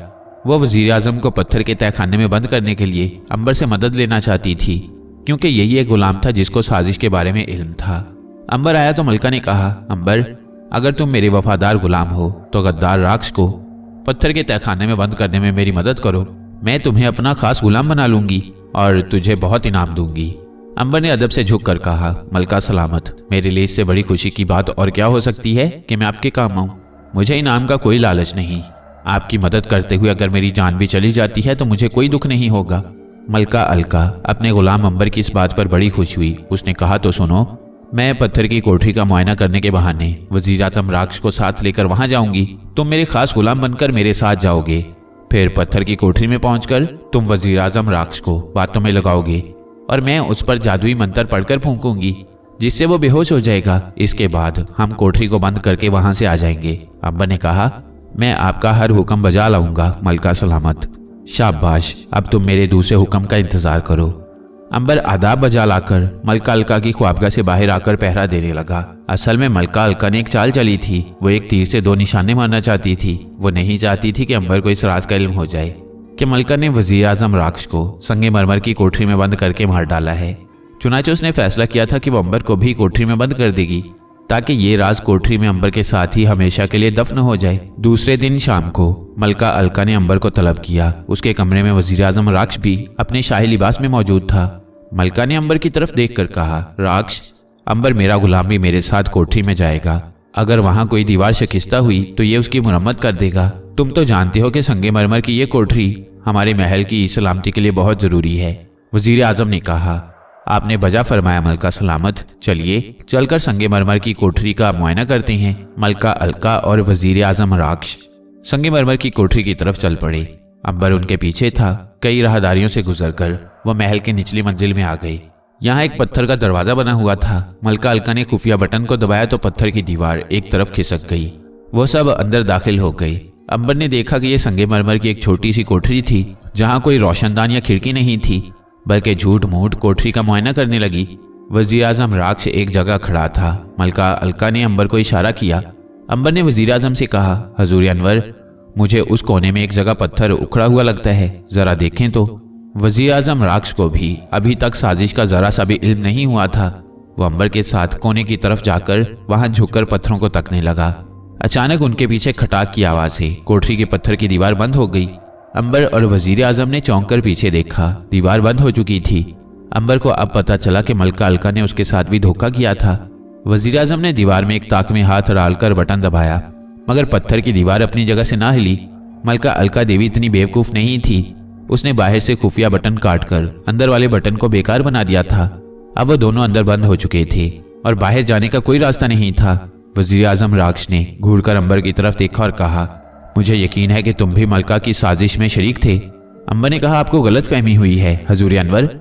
राक्ष ने गुस्से में कहा, अगर ये बात नहीं थी तो तुम मुझे कोने की तरफ टूटा पत्थर दिखाने क्यों ले गए थे, जबकि वहां कोई पत्थर टूटा हुआ नहीं है। जाहिर है तुम्हें मलका ने ऐसा करने के लिए कहा होगा ताकि मैं उससे कुछ दूर हो जाऊं, लेकिन तुम मलका की दोहरी चाल का शिकार हो गए। अंबर ने कहा, हो सकता है ऐसा ही हो हजूर अनवर, मगर अब हमें यहाँ से निकलने के बारे में सोचना चाहिए। वजीर आजम राक्ष बोला, बकवास बंद करो गद्दार, पहले मैं तुमको तुम्हारी गद्दारी की सजा दूंगा, इसके बाद यहाँ से निकलने के बारे में सोचूंगा। अंबर खामोश नजरों से राक्ष की तरफ देख रहा था। भला ये शख्स अंबर को क्या सजा दे सकता था। राक्ष ने कहा, मैं तुम्हें जिंदा नहीं छोड़ूंगा, मेरे खिलाफ खूनी साजिश करने की सजा मौत है, मरने के लिए तैयार हो जाओ। अंबर ने कहा, मैं तैयार हूँ हजूर अनवर। वजीर आजम राक्ष उसी वक्त नीला सांप बन गया। अंबर बड़ा हैरान हुआ कि ये शख्स भी सांप बन सकता है। फिर उसने सोचा कि यह जादू का करिश्मा होगा। वो दीवार के पास खामोश खड़ा रहा। राक्ष नीले सांप की शक्ल में फन उठाए फुंकारता हुआ अंबर की तरफ बढ़ा और उसने उछलकर बड़े गुस्से के साथ अंबर की गर्दन पर डस दिया। अंबर ने अपनी गर्दन को जानबूझकर सख्त नहीं किया था। नीले सांप के दांत अंबर की गर्दन में घुसकर जहर दाखिल कर चुके थे, मगर ये जहर वहीं से बाहर निकल कर बह गया। वजीर आजम राक्ष फौरन इंसान बन गया और बोला, गद्दार गुलाम, अब तुम अपने इंजाम को पहुंच जाओगे। अंबर ने सोचा कि इस शख्स के पास अगर जादू है तो ये जरूर किसी जादू के जरिए यहाँ से निकल जाएगा। मरने का बहाना बनाकर ये देखना चाहिए कि ये यहाँ से कैसे बाहर जाता है। चुनाचे अंबर धड़ाम से फर्श पर गिर पड़ा और ये जाहिर किया कि वो मर गया है। राक्ष ने अंबर को झुक कर देखा। जब उसे तसल्ली हो गई कि अंबर मर गया है तो वो कोठरी की दीवारों को टटोलने लगा। वो सांप बनकर वहां से किसी सुराग से बाहर निकल जाना चाहता था, मगर यह संगमरमर की दीवारों वाली बंद कोठरी थी, वहां कोई मामूली सा भी सुराग नहीं था। राक्ष ने सांप का रूप धारकर भी दीवारों को जगह जगह से टटोला, मगर उसे फरार होने का कोई रास्ता न मिला। राक्ष दोबारा इंसानी शक्ल में आ गया और एक जगह फर्श पर बैठकर सोचने लगा कि उसे क्या करना चाहिए। अंबर आध खुली आंखों से देख रहा था। वो समझ गया कि राक्ष के पास सिर्फ एक ही जादुई मंत्र है जिसके जोर से वो सिर्फ सांप बन सकता है, इसके सिवा वो कोई जादू नहीं जानता। लेकिन ऐसी बात नहीं थी। वजीर आजम राक्ष के पास एक और खुफिया मंत्र भी था जिसको वो फर्श पर बैठा याद कर रहा था। जब उसे मंत्र पूरे का पूरा याद आ गया तो उसका चेहरा खुशी से मुस्कुरा उठा। उसने मंत्र पढ़कर एक जगह दीवार पर फूंक मारी तो दीवार में शगाफ बन गया और राक्ष उस शगाफ में से बाहर निकल गया। उसके जाते ही शगाफ फिर बंद हो गया। अंबर जल्दी से उठकर बैठ गया। कमबख्त शगाफ बंद हो चुका था। अंबर ने उस जगह पत्थर को दूसरी तरफ धकेला। पत्थर अपनी जगह से बिल्कुल ना हिला, लेकिन अंबर ने अभी अपनी पूरी ताकत इस्तेमाल नहीं की थी। फिर उसने अपनी पूरी ताकत को काम में लाते हुए पत्थर को जोर से धकेला तो वो दूसरी तरफ लुढ़क गया। वहां वही शगाफ दोबारा नमूदार हो गया। अंबर जल्दी से बाहर निकल गया। उसने बाहर निकलते ही पत्थर को उठाकर उसकी जगह पर जोड़कर शगाफ को बंद कर दिया। अंबर ने देखा कि वह एक छोटी सी तारीक सुरंग में खड़ा है जिसकी एक जानिब पानी की नाली बह रही है। सुरंग की छत इतनी नीची थी कि अंबर को झुककर चलना पड़ रहा था। काफी आगे चलकर सुरंग में एक जीना यानी सीढ़ियां आ गईं। उन सीढ़ियों में घुप अंधेरा था, मगर अंबर हर शय देख रहा था। सीढ़ियां ऊपर एक जालीदार दरवाजे पर जाकर खत्म हो गईं। राक्ष उस जालीदार दरवाजे में से सांप बनकर निकल गया था। अंबर सांप नहीं बन सकता था, लेकिन उसने अपनी गैर मामूली ताकत के जरिए जालीदार दरवाजे को एक तरफ से खोल दिया और दूसरी तरफ निकल गया। वह महल के अकबी बाग में एक जगह झाड़ियों में बाहर निकल आया। अंबर ने सोचा कि उसे वज़ीर आज़म राक्ष के पास जाकर उससे मलका अलका के तिलिस्म का राज मालूम करने की कोशिश करनी चाहिए, क्योंकि हो सकता है इस तरह से तिलिस्म टूट जाए और नाग अगर महल में किसी जगह कैद है तो अपने आप बाहर आ जाए। अंबर वज़ीर आज़म राक्ष के कमरे की तरफ बढ़ा। राक्ष का शाही कमरा महल के कोने में था। उसके दरवाजे पर जबरदस्त पहरा था। अंबर पीछे की जानिब खिड़की के पास आ गया जो लोहे की थी और बंद थी। अंबर ने दोनों हाथ खिड़की के पट पर साथ रखकर अंदर को झटका दिया तो खिड़की के फौलादी पट उखड़कर दूसरी तरफ गिर पड़े। छन्नाके की आवाज पैदा हुई। राक्ष अपने कमरे में दो गुलामों के पास खड़ा कुछ बात कर रहा था। उसने चौंक कर खिड़की की तरफ देखा। अंबर छलांग लगाकर अंदर कूद गया। राक्ष पहले तो अंबर को जिंदा देखकर हैरान हुआ कि उसने तो उसे डसा था, फिर ये जिंदा कैसे बच गया। फिर उसने गुलामों को हुक्म दिया, इसके टुकड़े कर दो। हबशी गुलाम तलवारें लेकर अंबर पर टूट पड़े। अंबर के जिस्म पर तलवारों के वार पड़ने लगे, मगर अंबर के जिस्म को खराश तक न आई। राक्ष बुत बना यह अजीबोगरीब मंजर देख रहा था। ये मंजर अंबर राक्ष को दिखाना चाहता था ताकि उसे अंबर की खुफिया ताकत का इल्म हो सके। जब हबशी गुलामों की तलवारें टूट गईं तो अंबर ने कहा, राक्ष, तुम अपने महल की सारी तलवारें आजमा कर देख लो, मुझ पर कोई असर नहीं होगा। बिल्कुल उसी तरह जिस तरह मुझ पर तुम्हारे मुहलिक जहर का कोई असर नहीं हुआ। वजीर राक्ष समझ गया कि यह शख्स कोई बहुत बड़ा जादूगर है। उसने हाथ बुलंद करके कहा, रुक जाओ। हबशी पहले ही टूटी हुई तलवारों के दस्ते हाथ में लिए परेशान खड़े थे। राक्ष ने उन्हें कमरे से निकल जाने का हुक्म दिया। हबशी गुलाम बाहर चले गए तो राक्ष ने अंबर के करीब आकर कहा, तुमने ये जादू कहां से सीखा? अंबर ने मुस्कुराकर कहा, यह मैं तुम्हें नहीं बता सकता। राक्ष बोला, क्या तुम मुझे ये जादू नहीं बता सकते? मैं तुम्हें अपना वजीर आला बना लूंगा। मैं वादा करता हूँ तुम्हें दौलत से मालामाल कर दूंगा। अंबर ने कहा, मैं जितनी चाहे दौलत पैदा कर सकता हूँ, मुझे तुम्हारी दौलत का लालच नहीं है। राक्ष ने कहा, तो फिर ऐसा करो कि मैं तुम्हें अपना खुफिया मंत्र बताए देता हूँ, जिसको पढ़कर तुम सांप बन सकोगे और तुम मुझे अपना मंत्र बता दो। अंबर ने कहा, यह सब कुछ तुम किस लिए कर रही हो? राक्ष बोला, मैं मलका अलका से इंतकाम लेना चाहता हूँ। मैं इस महल पर कब्जा करना चाहता हूँ। अंबर ने कहा, तो तुम मलका को कत्ल करके तख्त पर कब्जा क्यों नहीं कर लेते? राक्ष बोला, मैं ऐसा नहीं कर सकता। मलका अलका के पास जब तक तिलिस्मी अंगूठी मौजूद है कोई उसे हलाक नहीं कर सकता। अंबर ने पहले भी तिलिस्मी अंगूठी का जिक्र सुना था। अब जब राक्ष ने उसका नाम लिया तो उसने पूछा, ये तिलिस्मी अंगूठी क्या चीज है और कहाँ है? राक्ष ने कहा, यही तो मुझे मालूम नहीं कि तिलिस्मी अंगूठी मलका ने किस जगह छुपा कर रखी है। पहले वो उसे अपनी उंगली में पहना करती थी, मगर अब उसने ये अंगूठी किसी खुफिया जगह रख दी है। अंबर कहने लगा, देखो राक्ष, तुम मेरी ताकत से वाकिफ हो चुके हो। तुम पर यह राज खुल गया है कि तुम और तुम्हारे सारे गुलाम मिलकर भी मुझे कत्ल नहीं कर सकते, मुझे कोई नुकसान नहीं पहुंचा सकते। अब तुम मुझसे एक सौदा करो। मैं यहाँ अपने एक दोस्त की तलाश में आया हूँ। अगर तुम मुझे मेरे दोस्त के बारे में बता दो कि वो कहाँ है तो मैं तिलिस्मी अंगूठी हासिल करने में तुम्हारी मदद करूंगा।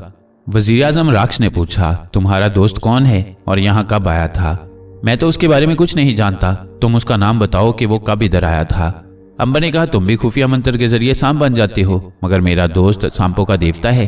वो हजारों साल से जिंदा है और इंसान के अलावा सांप बनकर भी जिंदा रह सकता है।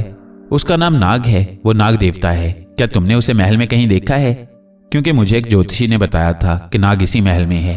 अंबर की बातें वजीर आजम राक्ष बड़े गौर से सुन रहा था। वो सब समझ गया था कि अंबर जिस नाग देवता के बारे में पूछ रहा है उसको मलका अलका ने सांप की शक्ल की अंगूठी बनाकर कहीं छुपा दिया है। यही तो वो नाग देवता था जिसकी राक्ष को भी जरूरत थी। अब वो अंबर को कैसे बता देता कि नाग देवता को अंगूठी बना दिया गया है? जाहिर है अगर अंबर को वो बता देता तो अंबर नाग देवता की अंगूठी खुद ले जाएगा। चुनाचे उसने मक्कारी से काम लेते हुए अनजान बनकर कहा, मुझे अफसोस है मेरे दोस्त अंबर कि मैंने नाग देवता को इस महल में कभी नहीं देखा। अंबर ने कहा, मगर ज्योतिषी झूठ नहीं बोल सकता, उसने कहा था कि नाग इसी महल में मिलेगा। राक्ष अय्यारी से बोला, मेरे भाई, अगर नाग देवता यहाँ होता तो मुझे उसके बारे में बताने में क्या हर्ज था? भला मैं तुम्हें साफ साफ ना बता देता, मगर यकीन करो तुम्हारा दोस्त नाग देवता इस तरफ नहीं आया। हो सकता है वो दरिया के किनारे वादी में हो। तुम वादी में जाकर उसे तलाश करो तो ज्यादा बेहतर है। वजीर आजम राक्ष अब यही चाहता था कि अंबर महल से चला जाए, क्योंकि अगर वो तिलिस्मी अंगूठी को देख लेता है तो नाग देवता को पहचान लेगा और अंगूठी अपने साथ ले जाएगा। अंबर नाउमीद हो गया। राक्ष को झूठ बोलने की क्या जरूरत थी? अंबर ने सोचा, वो ठीक ही कह रहा होगा। अगर नाग वहां होता तो वो बता देता, उसे बताने में क्या एतराज हो सकता था? अब वजीर आजम राक्ष ये सोचकर कि अंबर को शक ना हो कि उसे वादी में क्यों जाने को कह रहा है, ये चाल चली और बड़ी आजी से बोला, मेरे दोस्त अंबर, मैं तुम्हें यही कहूंगा कि अभी अपने दोस्त नाग की तलाश का काम रोक कर मेरे साथ तिलिस्मी अंगूठी को तलाश करो। हम इस सल्तनत पर कब्जा कर लेंगे तो फिर हमारे गुलाम तुम्हारे नाग को भी ढूंढ निकालेंगे। लेकिन अंबर को राक्ष और मलका अलका की सल्तनत से कोई दिलचस्पी नहीं थी। उसने कहा, मैं तुम्हारे साथ मिलकर ये काम नहीं कर सकता, मुझे सिवाय अपने दोस्त नाग के और किसी से कोई दिलचस्पी नहीं। ये कहकर अंबर बाहर निकल गया। अब अंबर को अपने पुतले याकूत का ख्याल आया। उसका पुतला मलका अलका देवी के पास उसकी ख्वाबगाह में था और अंबर पुतला लिए बगैर वहां से नहीं जा सकता था। अंबर ने यही सोचा था कि वो नाग को वादी में जाकर तलाश करेगा, लेकिन वो पत्थर के पुतले को भी अपने साथ ले जाना चाहता था। चुनाचे वो मलका अलका की ख्वाबगाह की तरफ रवाना हुआ। अगरचे मलका अलका ने अंबर के साथ धोखा किया था, मगर अंबर उसको उसके धोखे की सजा नहीं देना चाहता था। उसे मलका से बदला लेने की क्या जरूरत थी? अंबर ने यही सोचा कि वो पत्थर का पुतला लेकर महल से चला जाएगा। मलका की ख्वाबगाह की तरफ जाने के लिए अंबर एक बारादरी के पीछे से होकर महल की अकबी दीवार के पास आ गया। यहाँ रात का अंधेरा फैला हुआ था। अंबर दीवार फांदकर मलका की ख्वाबगाह के बाग में आ गया। बाग में भी खामोशी और घुप अंधेरा था, मगर मलका की ख्वाबगाह की खिड़की में से हल्की हल्की रोशनी बाहर आ रही थी। अंबर ने थोड़ा सा जोर लगाया तो खिड़की खुल गई। अंबर ने अंदर झांक कर देखा, मलका का पलंग खाली था, कमरा भी खाली था, वहां कोई नहीं था। अंबर को मालूम था कि मलका अलका ने पत्थर का पुतला अपने पलंग के पास पत्थर के बॉक्स में रखा हुआ है। अंबर ने करीब जाकर पत्थर के बॉक्स को खोला तो पत्थर का पुतला अंदर पड़ा था। पुतले ने अंबर को देखकर कहा, अंबर, नाग इसी ख्वाबगाह के तय खाने में है। अंबर तो हैरान रह गया, बोला, तुम्हें कैसे पता चला? पुतला बोला, अभी अभी मलका अलका ने बॉक्स खोलकर उसमें से मोर का पंख निकाला था और मुझसे मुखातिब होकर कहा था कि आप पत्थर के पुतले, कहीं मुझसे नाग देवता की अंगूठी छीन तो नहीं ली जाएगी। मैंने उसे कहा था कि नाग देवता की अंगूठी कहाँ पर है।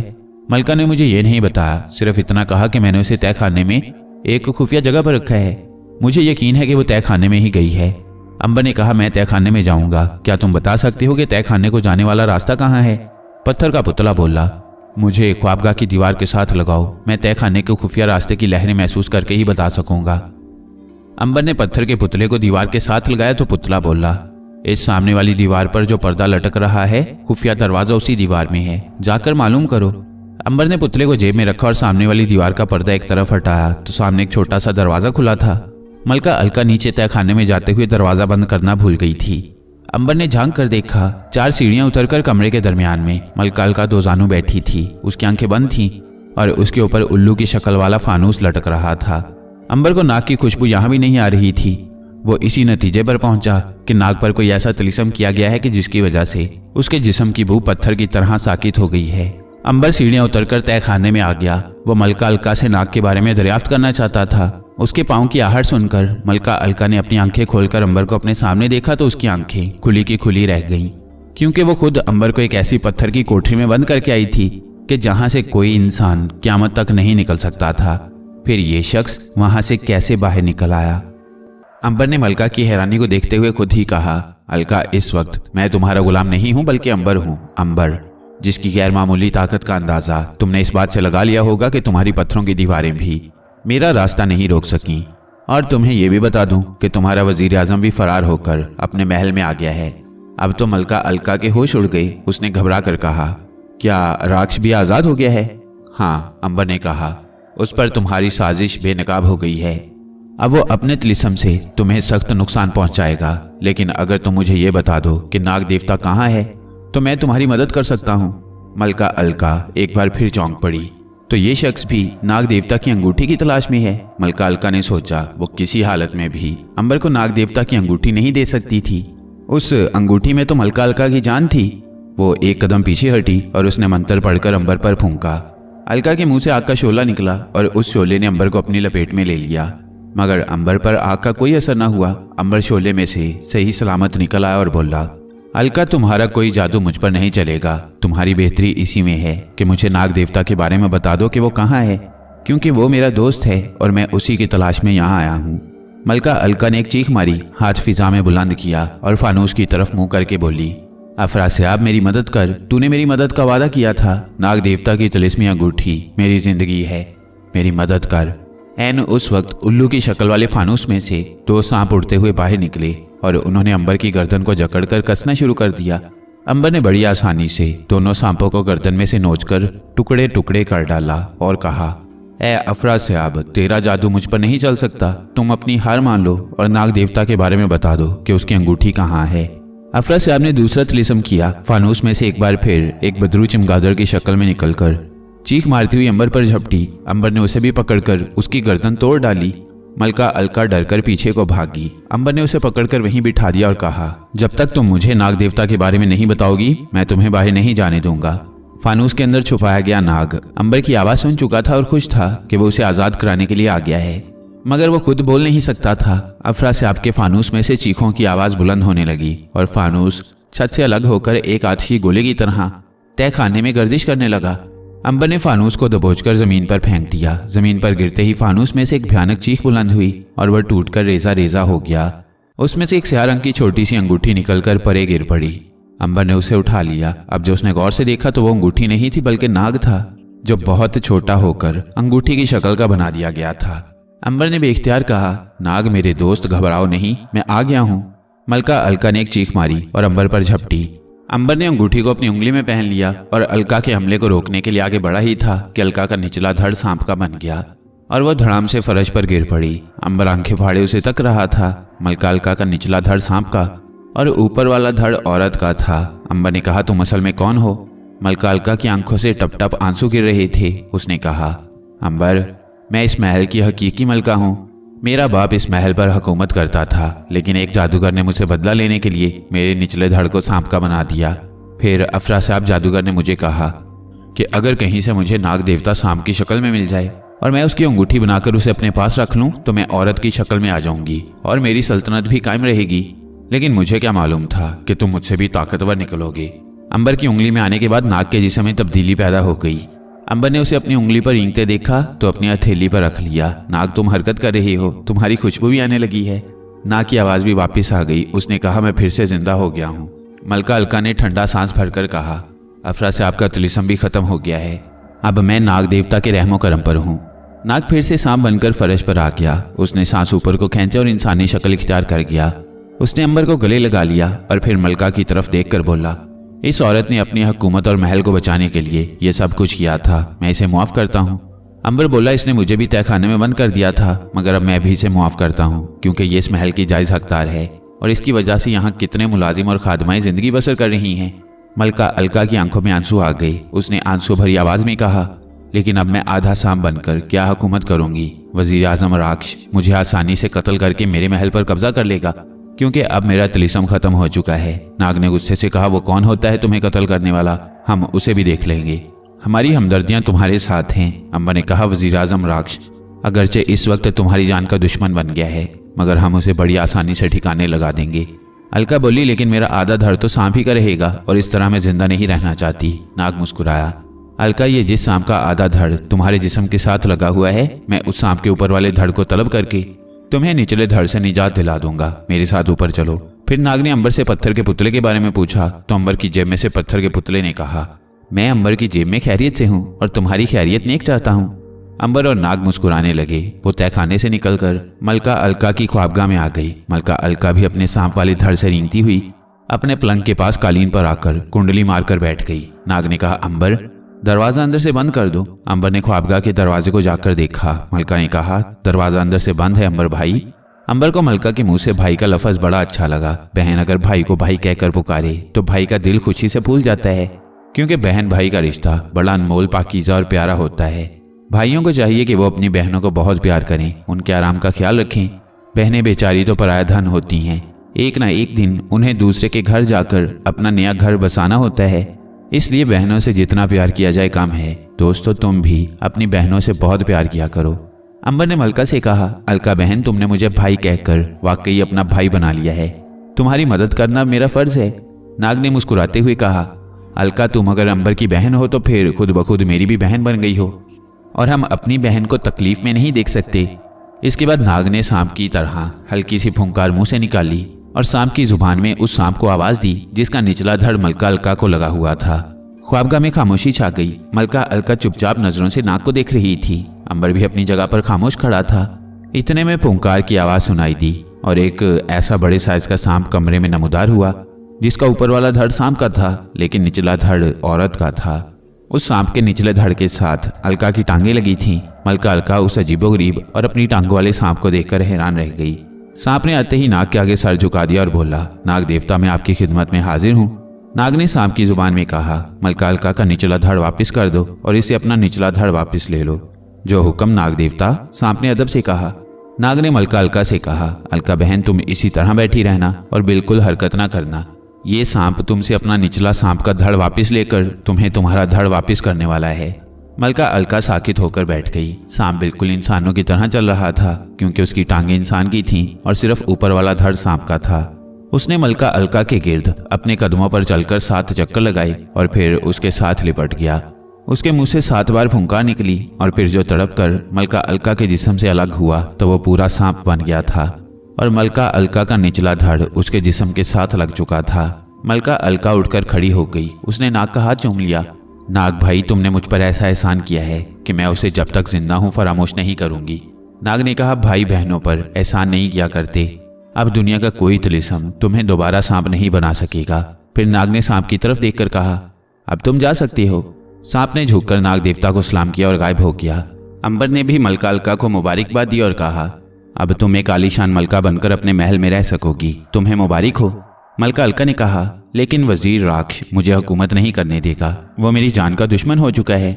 नाग ने कहा, उसका भी इलाज हो जाएगा, तुम फिक्र मत करो अलका, तुम अपनी ख्वाबगाह में आराम करो, हम तुम्हारे दुश्मन राक्ष की खबर लेते हैं, आओ अंबर। नाग ने अंबर को साथ लिया और ख्वाबगाह से बाहर निकल आया। अंबर ने याकूत पुतले से पूछा, तुम्हारे ख्याल में वजीर राक्ष इस वक्त कहाँ होगा? पुतला कुछ देर सोचता रहा, फिर बोला, मुझे उसके जिस्म की लहरें महसूस नहीं हो रही, ऐसा लगता है कि वो जमीन पर नहीं है। जमीन पर नहीं है तो फिर कहाँ होगा? अंबर ने पूछा। नाग बोला, हो सकता है वो हवा में लटक रहा हो, बहरहाल अभी चलकर मालूम कर लेते हैं। अंबर ने नाग को बताया कि वजीर राक्ष का महल बाग के कोने पर है। नाग ने कहा, मैं सांप की शक्ल में उसके महल में जाता हूँ, तुम बाग में मेरा इंतजार करना। नाग सांप बनकर वजीर राक्ष के महल की तरफ बढ़ा। अंबर महल के सामने वाले बाग में दरख्तों के नीचे अंधेरे में छुपकर बैठ गया। रात ढलने लगी थी। नाग रेंगता हुआ वजीर राक्ष के महल में दाखिल हो गया। वो दीवार के ऊपर होकर रेंग रहा था। नाग को अंबर ने राक्ष का हुलिया बता दिया था। नाग एक कमरे में से इंसानी आवाजों को सुनकर उस तरफ बढ़ा। कमरे का दरवाजा आधा खुला था। नाग उसके अंदर रेंगकर दीवार के साथ लग गया। नाग ने देखा कि एक आदमी जिसका हुलिया बिल्कुल राक्ष जैसा था, अपने 2 गुलामों के साथ खड़ा बातें कर रहा था।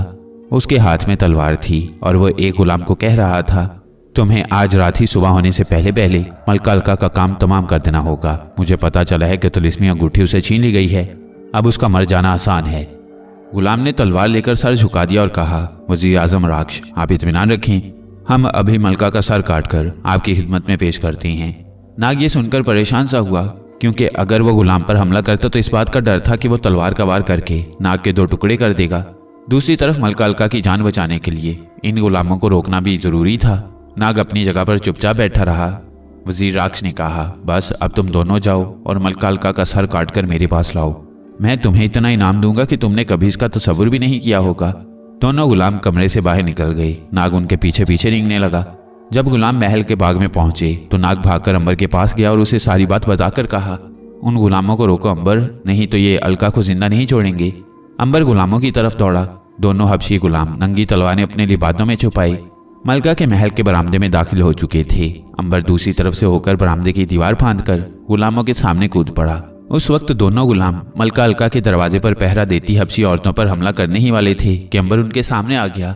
उसने हबशी गुलामों को ललकारा। गुलामों ने अंबर पर तलवारों का वार किया। उनको यकीन था कि अंबर के जिस्म के 3 टुकड़े हो जाएंगे, मगर उल्टा उनकी तलवारें अंबर के जिस्म से टकराकर टुकड़े टुकड़े हो गईं। हबशी समझे कि अंबर ने अपने जिस्म पर ज़रा बख्तर पहन रखा है। हबशी औरतों से तलवारें छीनकर वो अंबर पर टूट पड़े। अंबर ने तलवारों के वार को अपने हाथों पर लिया। अंबर के हाथों से तलवारें टकराईं तो एक तलवार टूट गई। हबशी गुलाम कुछ डर गए कि ये कैसा आदमी है कि इस पर तलवार का असर भी नहीं होता। वो डरकर भागने लगे तो अंबर ने उन्हें दबोच लिया। शोर सुनकर अंदर से मलका भी बाहर आ गई। मलका अलका ने अंबर को हबशी गुलामों से गुत्थम गुत्था देखा तो पूछा, अंबर भाई ये क्या हो रहा है? हबशी औरतों ने कहा, मलका सलामत, ये दोनों गुलाम जबरदस्ती आपके कमरे में घुसने लगे थे। अंबर ने दोनों गुलामों को बहुत जल्द मौत की नींद सुला दिया और अलका से कहा, ये राक्ष की साजिश पूरी करने और आपका सर काटने आए थे। मलका अलका ने अंबर को कमरे में बुला लिया और परेशान होकर कहा, अंबर भाई ये वजीर मुझे नहीं छोड़ेगा। अंबर बोला, अलका बहन, अब वो हमारे हाथ से जिंदा नहीं बच सकता, हम उसी की खबर लेने जा रही हैं, तुम आराम से सो जाओ। अंबर ने गुलामों की लाशों को उठाकर महल के पिछवाड़े खंदक में फेंकवा दिया और खुद बाग में नाग के पास आकर कहा, गुलामों का काम तमाम हो चुका है। जो दूसरों की जान लेने की कोशिश करता है उसका यही इंजाम होता है। नाग ने कहा, मलका अलका को तो गुजंद नहीं पहुंचा। अंबर बोला, नहीं बिल्कुल नहीं, मगर वो गद्दार वजीर राक्ष की वजह से काफी परेशान है। नाग मुस्कुराया, हमारे होते हुए हमारी बहन परेशान नहीं हो सकती, मैं अभी जाकर उसकी खबर लेता हूँ। अंबर ने कहा, मैं तुम्हारे साथ जाऊंगा, तुम्हारी क्या जरूरत है अंबर, तुम इसी जगह बाग में मेरा इंतजार करो। ये कहकर नाग सांप की शक्ल में रेंगता हुआ वापस वजीर राक्ष के महल की तरफ रवाना हुआ। हबशी गुलामों को मलका अलका का सर काट कर लाने के वास्ते भेजकर वजीर राक्ष बेचैनी से अपने ख्वाबगाह में टहलकर गुलामों का इंतजार कर रहा था। नाग खामोशी से वजीर राक्ष की ख्वाबगाह में दाखिल हो गया। राक्ष अपने शानदार पलंग के सामने टहल रहा था। नाग ने अंदर दाखिल होते ही इंसानी शक्ल इख्तियार कर ली। एक घुंघरियाले बालों और शरबती आंखों वाले नौजवान को अपने सामने देखकर वजीर राक्ष ठिठक सा गया। फिर इंतहाई गजबनाक आवाज में बोला, तुम कौन गुस्ताख हो, तुम्हें शाही ख्वाबगाह में दाखिल होने की जुर्रत कैसी हुई? नाग ने बड़े इत्मीनान से कहा, राक्ष तुम्हारी कोई आखिरी ख्वाहिश हो तो बता दो, क्योंकि थोड़ी देर बाद तुम इस दुनिया में नहीं होगे। राक्ष एक सेकंड में इंसान से नीला सांप बनकर फुंकारता हुआ नाग की तरफ झपटा। नाग अजधा बनकर नीले सांप के पर खच्चे उड़ाने ही वाला था कि पीछे से आवाज आई, नाग ठहर जाओ। पीछे अंबर खड़ा था, गैबी शीशा उसके हाथ में था। उसने कहा, इस गैबी शीशे का इस्तेमाल करने का वक्त आ गया है, तुम पीछे हट जाओ। इस गद्दार दुश्मन को मारेंगे नहीं बल्कि इसे खला में छोड़ देंगे। नीला सांप अंबर की तरफ लपका। उसने अंबर को पहचान लिया था, मगर अंबर ने गैबी शीशे का बटन दबा दिया। शीशे में से दायरा निकलकर नीले सांप पर पड़ा। रोशनी में आते ही नीले सांप का जिस्म चांदी की तरह चमकने लगा। वो अपनी जगह पर पत्थर की तरह जम गया और फिर देखते देखते सफेद जर्रे बनकर गायब हो गया। नाग ने कहा, मेरा ख्याल है इसकी यही सजा काफी है कि ये सारी जिंदगी खलाई सियारों में भटकता रहे। इसके बाद अंबर और नाग मलकालका के पास गई। उसे खुशखबरी सुनाई कि उसका दुश्मन हमेशा के लिए उसके रास्ते से हट गया है और अब वो कभी उसको नुकसान पहुंचाने वापस नहीं आ सकेगा। अलका ने दोनों का शुक्रिया अदा किया। अंबर ने कहा, अलका बहन, अब हम जा रही हैं। मैं तुम्हें ये नसीहत करूंगा कि बड़े इंसाफ से हुकूमत करना, कभी किसी पर जुल्म मत करना, गरीबों का ख्याल रखना और हाजतमंदों की मदद करना। नाग और अंबर ने बारी बारी अलका को खुदा हाफिज कहा और महल से निकल पड़े। उस वक्त सुबह हो रही थी। दूर दरिया जर्द के पीछे सूरज तुलू हो रहा था। जंगल में चलते चलते नाग ने पूछा, अंबर भाई, अब हम कहाँ जा रहे हैं? अंबर ने कहा, कुछ पता नहीं, लेकिन मैं चाहता हूं कि जिस तरह से भी हो सके हम खला में किसी सियारे पर पहुंचकर मारिया और केटी को तलाश करें, क्योंकि मुझे यकीन है कि मारिया और केटी जमीन पर नहीं आए। याकूत बोला, एहराम मिस्र की मम्मी ने भी यही कहा था कि मारिया और केटी दोनों खला में सफर कर रही हैं। नाग ने याकूत पुतले से कहा, मगर सवाल यह है कि हम खला में किस तरह पहुंचेंगे? हमारे पास तो कोई खलाई रॉकेट या उड़न तश्तरी नहीं है। याकूत पुतला बोला, मैं कोई खलाई जहाज पैदा कर सकता तो जरूर कर देता, लेकिन मैं इतना जरूर अर्ज करूंगा कि अब अगर आप लोग खला में जाएंगे तो बराए मेहरबानी मुझे इस दुनिया में ही छोड़ते जाएं। मैं अपने पत्थरों और पहाड़ों के पास ही जिंदगी बसर करना पसंद करूंगा। अंबर हंसकर बोला, कोई बात नहीं याकूत, हम अगर खला में गए तो तुम्हें इस दुनिया में जहां तुम कहोगे तुम्हें छोड़ जाएंगे। नाग ने कहा, लेकिन हम खला में जाएंगे कैसे? पहली बात तो ये है।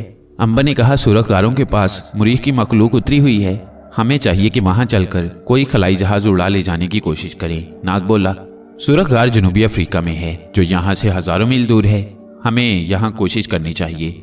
अंबर ने कहा, यहाँ हमारे लिए कौन खलाई जहाज लेकर बैठा है? याकूत पुतला बोला, तुम लोग गैबी शीशे से मदद क्यों नहीं लेते? आखिर ये खलाई शीशा है, तुम खला में किसी भी सियारे पर पहुंच सकती हो, वहां जाकर किसी दूसरे सियारे पर जाने की कोशिश करना। नाग बोला, हाँ अंबर भाई, गैबी शीशे की मदद से हम कम से कम खला में तो पहुंच जाएंगे। अंबर ने कहा, हमें कुछ मालूम नहीं कि गैबी शीशे के पीछे किस सिमत की डिगरियां और जाविये बने हुए हैं। क्या खबर हम किसी ऐसे सियारे पर पहुंच जाएं जहां लावा ही लावा पिघल रहा हो, जहरीली गैसें फैली हों। याकूत ने कहा, मेरा ख्याल है कि अगर ये खलाई मखलूक का गैबी शीशा है जैसा कि तुम कहते हो, तो फिर इस पर ऐसे किसी सियारे का जाविया नहीं दिया गया होगा जहां मौत ही मौत हो, क्योंकि जाहिर है मुरीख की मखलूक इसी शीशे की मदद से सफर करती रही है। ये नुक्ता अंबर को पसंद आया। उसने नाग से कहा, याकूत ठीक कहता है, किसी खतरनाक सियारे पर यह गैबी शीशा हमें नहीं पहुंचाएगा। हम जरूर खला में किसी ठंडे सियारे पर ही पहुंचेंगे। नाग सोचने लगा, फिर बोला, अगर तुम्हारी यही मर्जी है तो मैं तैयार हूँ। हजारों बरस गुजर गए खतरा मोल लेते हुए, एक खतरा और सही। अंबर भी सोच में पड़ गया। उसने कहा, तो फिर ठीक है, मैं तैयार हूँ, ये लो शीशा। अंबर ने गैबी शीशा नाग के हाथ में दे दिया। नाग बोला, ये तुम्हारा है, इसे तुम ही इस्तेमाल करो तो बेहतर है, जैसे तुम्हारी मर्जी। इतने में याकूत पुतले की बारीक आवाज आई, भाई मुझे पहले अपनी जेब से निकाल कर बाहर रख दो। अरे तुम्हें तो मैं भूल ही गया था। अंबर ने जेब से पुतला निकालकर बाहर एक पथरीली चट्टान पर रख दिया और बोला, याकूत तुम ठीक रहोगी या चट्टान के अंदर किसी खो में रख दूं? पुतला बोला, तुम मुझे चट्टान के अंदर रख दो तो ज्यादा बेहतर है। अंबर और नाग ने पुतले को चट्टान की खो के अंदर जाकर रख दिया। फिर बारी बारी दोनों ने पुतले के सर पर हाथ रखकर खुदा हाफिज कहा। पुतला बोला, तुम इंसान रुखसत होते वक्त ख्वामखा उदास हो जाते हो। हम पत्थर ऐसा नहीं किया करते, हम खामोशी से मिलते हैं और खामोशी से जुदा हो जाते हैं। नाग ने कहा, याकूत भाई, अगर हम दोबारा वापस इस दुनिया में आए तो यहाँ आकर तुमसे जरूर मुलाकात करेंगे। अंबर ने कहा, अगर तुम यहाँ ना हुए तो? पुतला बोला, ना हुआ तो क्या हुआ, तुम भी जिंदा हो, मैं भी जिंदा हूँ। जिंदगी के किसी न किसी मोड़ पर मुलाकात हो जाएगी। अच्छा खुदा हाफिज, अब तुम जाओ, मैं आराम करूंगा।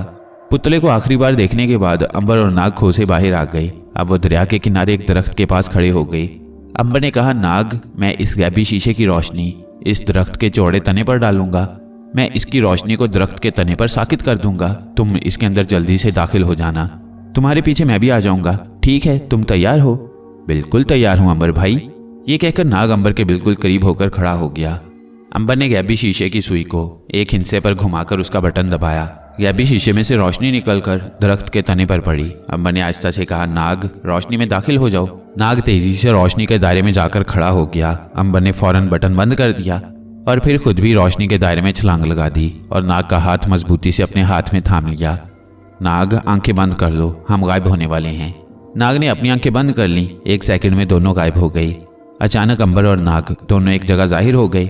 सबसे पहले उन्होंने एक दूसरे को देखा। इस बात पर बहुत खुश हुए कि वो दोनों जुदा नहीं हुए थे और एक साथ गायब होकर एक साथ ही जाहिर हो गए थे।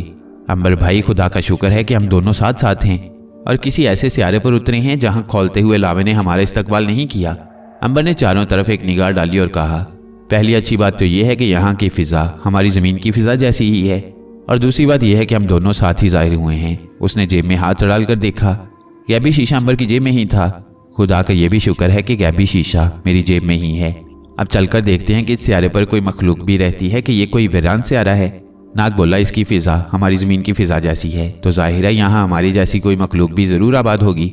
अंबर ने इर्द गिर्द निगाह डाली, मगर यार यहाँ तो सूखे हुए जले हुए पहाड़ों के सिवा और कुछ नजर नहीं आ रहा। ये कहकर नाग ने आगे कदम बढ़ाए। दोनों दोस्त उस गुमनाम और वीरान सियारे की ज़मीन पर चलते गए। आसमान का रंग भी नीला था और सूरज मगरिब की तरफ ढल रहा था। अंबर ने नाग की तरफ तवज्जो दिलाई कि आसमान पर कोई परिंदा नहीं उड़ रहा। नाग बोला, क्यों ना मैं उकाब बनकर एक चक्कर लगाकर देखूं कि आसपास कोई आबादी है कि नहीं। अंबर ने कहा, अच्छा ख्याल है, तो फिर तुम ऐसा करो कि उड़कर एक जायजा लो, मैं इसी जगह बैठकर तुम्हारा इंतजार करता हूँ। नाग ने अंबर को ताकीद की कि वो अपनी जगह से किसी दूसरी जगह पर ना जाए और खुद उकाब बनकर हवा में उड़ गया। अंबर वहीं बैठ गया। थोड़ी देर बाद उकाब फिरफिराता हुआ वापस आया तो गोता लगाकर अंबर के पास पहुंचकर उसने इंसानी शक्ल इख्तियार कर ली और बोला, अंबर, मैंने एक अजीब चीज देखी है। वो क्या? अंबर ने बेताब होकर पूछा। नाग ने अंबर से कहा, उन पहाड़ों के बाहर एक झील है। झील के किनारे मैंने खुली जगह पर बहुत बड़ा रॉकेट देखा है जो मुझे अमेरिका की खलाई शटल की तरह का लगता है। उस रॉकेट पर यूएसए अमेरिका भी लिखा हुआ है। दरख्तों में कुछ झोंपड़ियां भी बनी हुई हैं, मगर मुझे वहां कोई आदमी नजर नहीं आया। अंबर बड़े गौर से सुन रहा था। कहने लगा, नाग, तुमने अजीब खबर सुनाई है। अमेरिका की खलाई शटल तो जमीन के गिर्द बालाई खला में तजुर्बात के लिए जाया करती थी। नाग बोला, ये मुअम्मा वहां चलकर ही हल हो सकता है। आओ मेरे साथ, हम वहां खुद चलकर देखते हैं कि ये खलाई शटल ही है या किसी दूसरी मखलूक का रॉकेट है। अंबर और नाग वहां से आगे चल पड़े, खुश्क और बंजर पहाड़ियों में से निकलकर। जब वो दूसरी तरफ आए तो अंबर ने देखा कि खुली जगह है जहां वाकई एक बहुत बड़ा रॉकेट खड़ा है। ये अमेरिका की खलाई शटल ही थी। उसका सफेद रंग खराब हो गया था और जहां वो खड़ा था वहां नीचे घास उग गई थी। अंबर ने कहा, नाग, ये तो वाकई अमेरिका की खलाई शटल है, मगर ये यहाँ कैसे पहुंच गई और यहाँ कोई आदमी भी दिखाई नहीं देता। नाग बोला, वो जो सामने दरख्तों के झुंड नजर आ रहे हैं उनके दरमियान कुछ झोंपड़ियां भी बनी हुई हैं, हम वहां चलते हैं। अंबर कुछ सोचने लगा, फिर बोला, हमें जल्दी नहीं करनी चाहिए। हो सकता है यहाँ कोई दुश्मन मखलूक रहती हो और हमें नुकसान पहुंचाने की कोशिश करे। मेरा ख्याल है कि तुम सांप बनकर जाओ और देखो कि ये क्या मामला है और क्या यहाँ कोई इंसान भी है या नहीं। अभी वो बातें कर ही रहे थे कि खलाई शटल का निचला दरवाजा खुला और उसमें से 3 आदमी बाहर निकले। उन आदमियों के रंग सफ़ेद थे और उनकी लंबी लंबी दाढ़ियां थीं और लिबास मैला कुचैला था। ये लिबास खलाई था। अंबर ने कहा, ये तो मुझे अमरीकी खलाबाज मालूम होती हैं। ये इसी खलाई शटल के खलाबाज हैं नाग। नाग बोला, हाँ अंबर, मैं भी देख रहा हूँ। इनकी लंबी लंबी दाढ़ियों से मालूम होता है कि इन्हें यहाँ रहते काफ़ी अरसा हो गया है, मगर इन्होंने खलाबाज के हाथ पीछे बांध रखी हैं। अब अंबर ने भी देखा कि जिस आदमी के हाथ बांधे हुए थे वो आगे आगे था। उनके पीछे 2 लंबी दाढ़ियों वाले खलाबाज थे जिनके हाथों में लंबे लंबे चाकू थे। वो कैदी खलाबाज को आगे लगाए दरख्तों की तरफ चले गए। अंबर ने कहा, नाग, तुम जाकर पता करो कि ये कैदी खलाबाज को कहाँ ले जा रही हैं। नाग बोला, तुम इसी जगह ठहरना, मैं अभी सुराग लगाकर वापिस आता हूँ। ये कहकर नाग ने सांप की शक्ल इख्तियार की और जमीन पर रेंगता हुआ उन दरख्तों की तरफ चला जिधर कैदी खलाबाज को ले जाया गया था। नाग छोटे छोटे पत्थरों के बीच में से रेंगता चला जा रहा था। अभी वो दरख्तों के झुंड से दूर ही था कि उसे एक इंसानी चीख सुनाई दी। नाग वहीं रुक गया, फिर खामोशी छा गई। ये चीख अंबर ने भी सुन ली थी, मगर वो अपनी जगह से ना हिला। नाग तेजी से रेंगने लगा। उससे शक गुजरा कि लंबी दाढ़ियों वाले खलाबाजों ने जरूर कैदी खलाबाज को मार डाला है। वो जल्दी जल्दी दरख्तों की तरफ जाने लगा। जब वो दरख्तों के पास पहुंचा तो उसने एक हैबतनाक मंजर देखा। क्या देखता है कि दरख्तों के दरमियान झोंपड़ियों के आगे आग जल रही है। उसके इर्द गिर्द कुछ और लंबी दाढ़ियों वाले खलाबाज, जिनमें एक औरत भी है, बैठे हैं। उनके हाथों में खाना खाने वाली छुरी कांटे हैं और वो आग की तरफ देख रहे हैं। आग के अलाव के एक एक लोहे के लंबे डंडे के साथ एक मुर्दा आदमी को जंजीर से बांध रखा है और उसे घुमा फिरा कर आग पर भुना जा रहा है। नाग ये खौफनाक मंजर देखकर कांप गया। ये लोग कैदी खलाबाज को कत्ल करने के बाद उसे भूनकर खाने की तैयारियां कर रहे थे। नाग वहां से वापस आ गया। उसने अंबर को सारा वाकया सुनाया तो अंबर बोला, मालूम होता है इन खलाबाजों के पास खुराक खत्म हो गई है और यहाँ भी खुराक नहीं मिल रही और अब इन्होंने अपने कमजोर या बीमार साथियों को भूनकर खाना शुरू कर दिया है। नाग ने कहा, इन्हें इस भयानक काम से रोकना चाहिए अंबर। अंबर ने कहा, लेकिन हम इन्हें खुराक कहाँ से लाकर देंगे और हो सकता है कि वो हमें भी हलाक करने की कोशिश करें। मुझे तो वो हलाक नहीं कर सकेंगे, लेकिन तुम्हारी जान खतरे में पड़ सकती है नाग। नाग ने कहा, कुछ भी हो, ये इंसानियत कुछ फेल हम नहीं देख सकते। उन खलाबाजों में एक औरत भी है जिसके बाल सुनहरी हैं, वो भी अमरीकी औरत मालूम होती है। हो सकता है कल को उसकी बारी भी आ जाए। अंबर कहने लगा, ऐसा करते हैं कि तुम सांप या परिंदा बनकर दरख्तों के झुंड में किसी एक दरख्त पर बसेरा कर दो और मैं उन लोगों के बीच में जाता हूँ और उन्हें यह कहता हूँ कि मैं ज़मीन से आया हूँ। ज़मीन पर मुरीख वालों ने हमला कर दिया है और मैं उनकी एक लेबॉर्ट्री में गलती से दाखिल हो गया और गायब होकर यहाँ पहुँच गया। फिर मैं उनमें रहकर पता करूँगा कि ये कौन लोग हैं, कहाँ से आए हैं और अपने साथियों को मारकर उनका गोश्त क्यों खा रही हैं। नाग ने कहा, ठीक है, मेरे साथ चलो, मैं तुम्हें वो दरख्त दिखाई देता हूँ जहाँ मैं छोटा उकाब बनकर रहूँगा और तुमसे रात के वक्त आकर मिल लिया करूँगा। अंबर और नाग एक चक्कर लगाकर खलाई शटल से बचते हुए दरख्तों के पास आ गए। ये दरख्त ऐसे थे कि उन पर नोकीले पत्ते ही पत्ते थे, फल नहीं था। नाग ने एक बड़े दरख्त की तरफ इशारा किया और बोला, मैं इस दरख्त की शाखों में बसेरा करने लगा हूँ, तुम उन लोगों के पास जाकर तहकीक करो, बहरहाल मैं तुम्हें इसी जगह मिलूंगा। नाग ने उकाब की शक्ल बदली और उड़कर दरख्त की घनी शाखों में जाकर छुप गया। अंबर ने खुदा का नाम लिया और उन झोंपड़ियों की तरफ चल पड़ा जिनके सामने आग का अलाव रोशन था और वहां बैठे हुए लंबी दाढ़ियों वाले सफेद फार्म खलाबाज भुने हुए मुर्दे का गोश्त काट काट कर खा रही थी। अंबर को यह मंजर बड़ा मकरू लगा और वो एक दरख्त के पीछे दूसरी तरफ मुंह करके बैठ गया। वो ये गैर इंसानी मंजर नहीं देख सकता था। उसे दूसरी तरफ मुंह किए बैठे थोड़ी देर ही हुई थी कि अचानक किसी ने उसकी गर्दन पर चाकू रख दिया और चीख मारकर अंग्रेजी में कहा, अगले हफ्ते के खाने का बंदोबस्त हो गया दोस्तों, मुझे एक आदमी मिल गया है। अंबर ने पलटकर देखा, उसके सर पर एक लंबी दाढ़ी और वहशतनाक आंखों वाला पहलवान टाइप अमरीकी खड़ा उसे खा जाने वाली नजरों से घूर रहा था। अंबर ने कोई हरकत ना की। उस अमरीकी की आवाज सुनकर दूसरी लंबी दाढ़ी वाली अमरीकी भी वहां दौड़कर आ गई। वो अंबर को पकड़कर अलाव के पास ले गई। हर कोई उसे ताज्जुब से देख रहा था। अंबर ने अंग्रेजी में कहा, मैं जमीन से आया हूँ, तुम यहाँ कैसे पहुंच गई? एक सफेद बालों वाले अमरीकी ने पूछा। उस अमरीकी के बाल अगरचे सफेद थे मगर जिस्म मजबूत था और वो इतना बूढ़ा नहीं था। उसका खलाई लिबास भी जगह जगह से फटा हुआ था। अंबर ने मन घड़त कहानी दोहरा दी। हमारी जमीन पर एटमी जंग के बाद मुरीख की मखलूक आ गई। उसने अफ्रीका में अपना हेडक्वार्टर बनाया और वहां से जमीन पर बचे खुचे इंसानों का शिकार शुरू कर दिया। सफेद बालों वाला अमरीकी अंबर को घूर कर देख रहा था। वो इंसानों का शिकार क्यों कर रहे थे? अंबर ने कहा, वहां के कबीले वालों का कहना था कि वो इंसानों के जिस्म से कैल्शियम निकालकर जमा कर रहे हैं और मुर्दा इंसानों का कोई मुरक्कब तैयार कर रहे हैं। एक मोटी गर्दन वाले भैंसे ने पूछा, मगर तुम यहाँ खला में से गुजरकर कैसे पहुंचे? क्या तुम किसी खलाई रॉकेट पर आए हो? अंबर ने कहा, नहीं, मेरे साथ एक अजीब हादसा हुआ है। मैं जमीन पर बाकी बचे हुए इंसानों की भलाई के लिए एक दिन मुरीख वालों के हेडक्वार्टर में घुस गया। मेरा इरादा उनकी लेबॉर्ट्री को तबाह करके इंसानों को उनके जुल्म से निजात दिलाना था। मैं एक लेबॉर्ट्री में दाखिल हुआ तो वहां एक सिलेंडर में रोशनी हो रही थी। जो ही मैं उस सिलेंडर के करीब से गुजरा तो रोशनी मुझ पर पड़ी और मैं बेहोश हो गया। होश में आया तो मैं इन दरख्तों में आपके पास बैठा था। सफेद बालों वाला अमरीकी और दूसरे खलाबाज एक दूसरे की तरफ देखने लगे। मोटी गर्दन वाले खलाबाज का नाम बुच था। वह शक्ल ही से गुंडा लगता था। बुच ने सफेद बालों वाले से कहा, स्टोन, तुम्हारा क्या ख्याल है? सफेद बालों वाले का नाम स्टोन था और वो उन सब में संजीदा आदमी था और साइंसदान लगता था। स्टोन ने कहा, मेरे ख्याल में ये बीम अप हुआ है। मुरीख की लेबॉर्ट्री में वो एक्सरेज थी जिनमें से गुजरकर ये शख्स एटमों और इलेक्ट्रॉन में तब्दील होकर यहाँ पहुंच गया है। फिर उसने अंबर से पूछा, तुम्हारा नाम क्या है और तुम कहाँ के रहने वाले हो? अंबर ने कहा, मेरा नाम अंबर है, मैं मुल्क मिस्र का सयाह हूँ। अफ्रीका के जंगलों में सियाहत करने आया था कि तीसरी एटमी जंग छिड़ गई, फिर सारी दुनिया तबाह हो गई। मैंने गार में छुपकर जान बचाई। बुच ने पूछा, क्या हमारी दुनिया पर कोई मुल्क बाकी नहीं बचा? नहीं, अंबर ने कहा, हमारी दुनिया पर एटम बमों और मिसाइलों की बारिश हुई थी, कुछ बाकी नहीं बचा।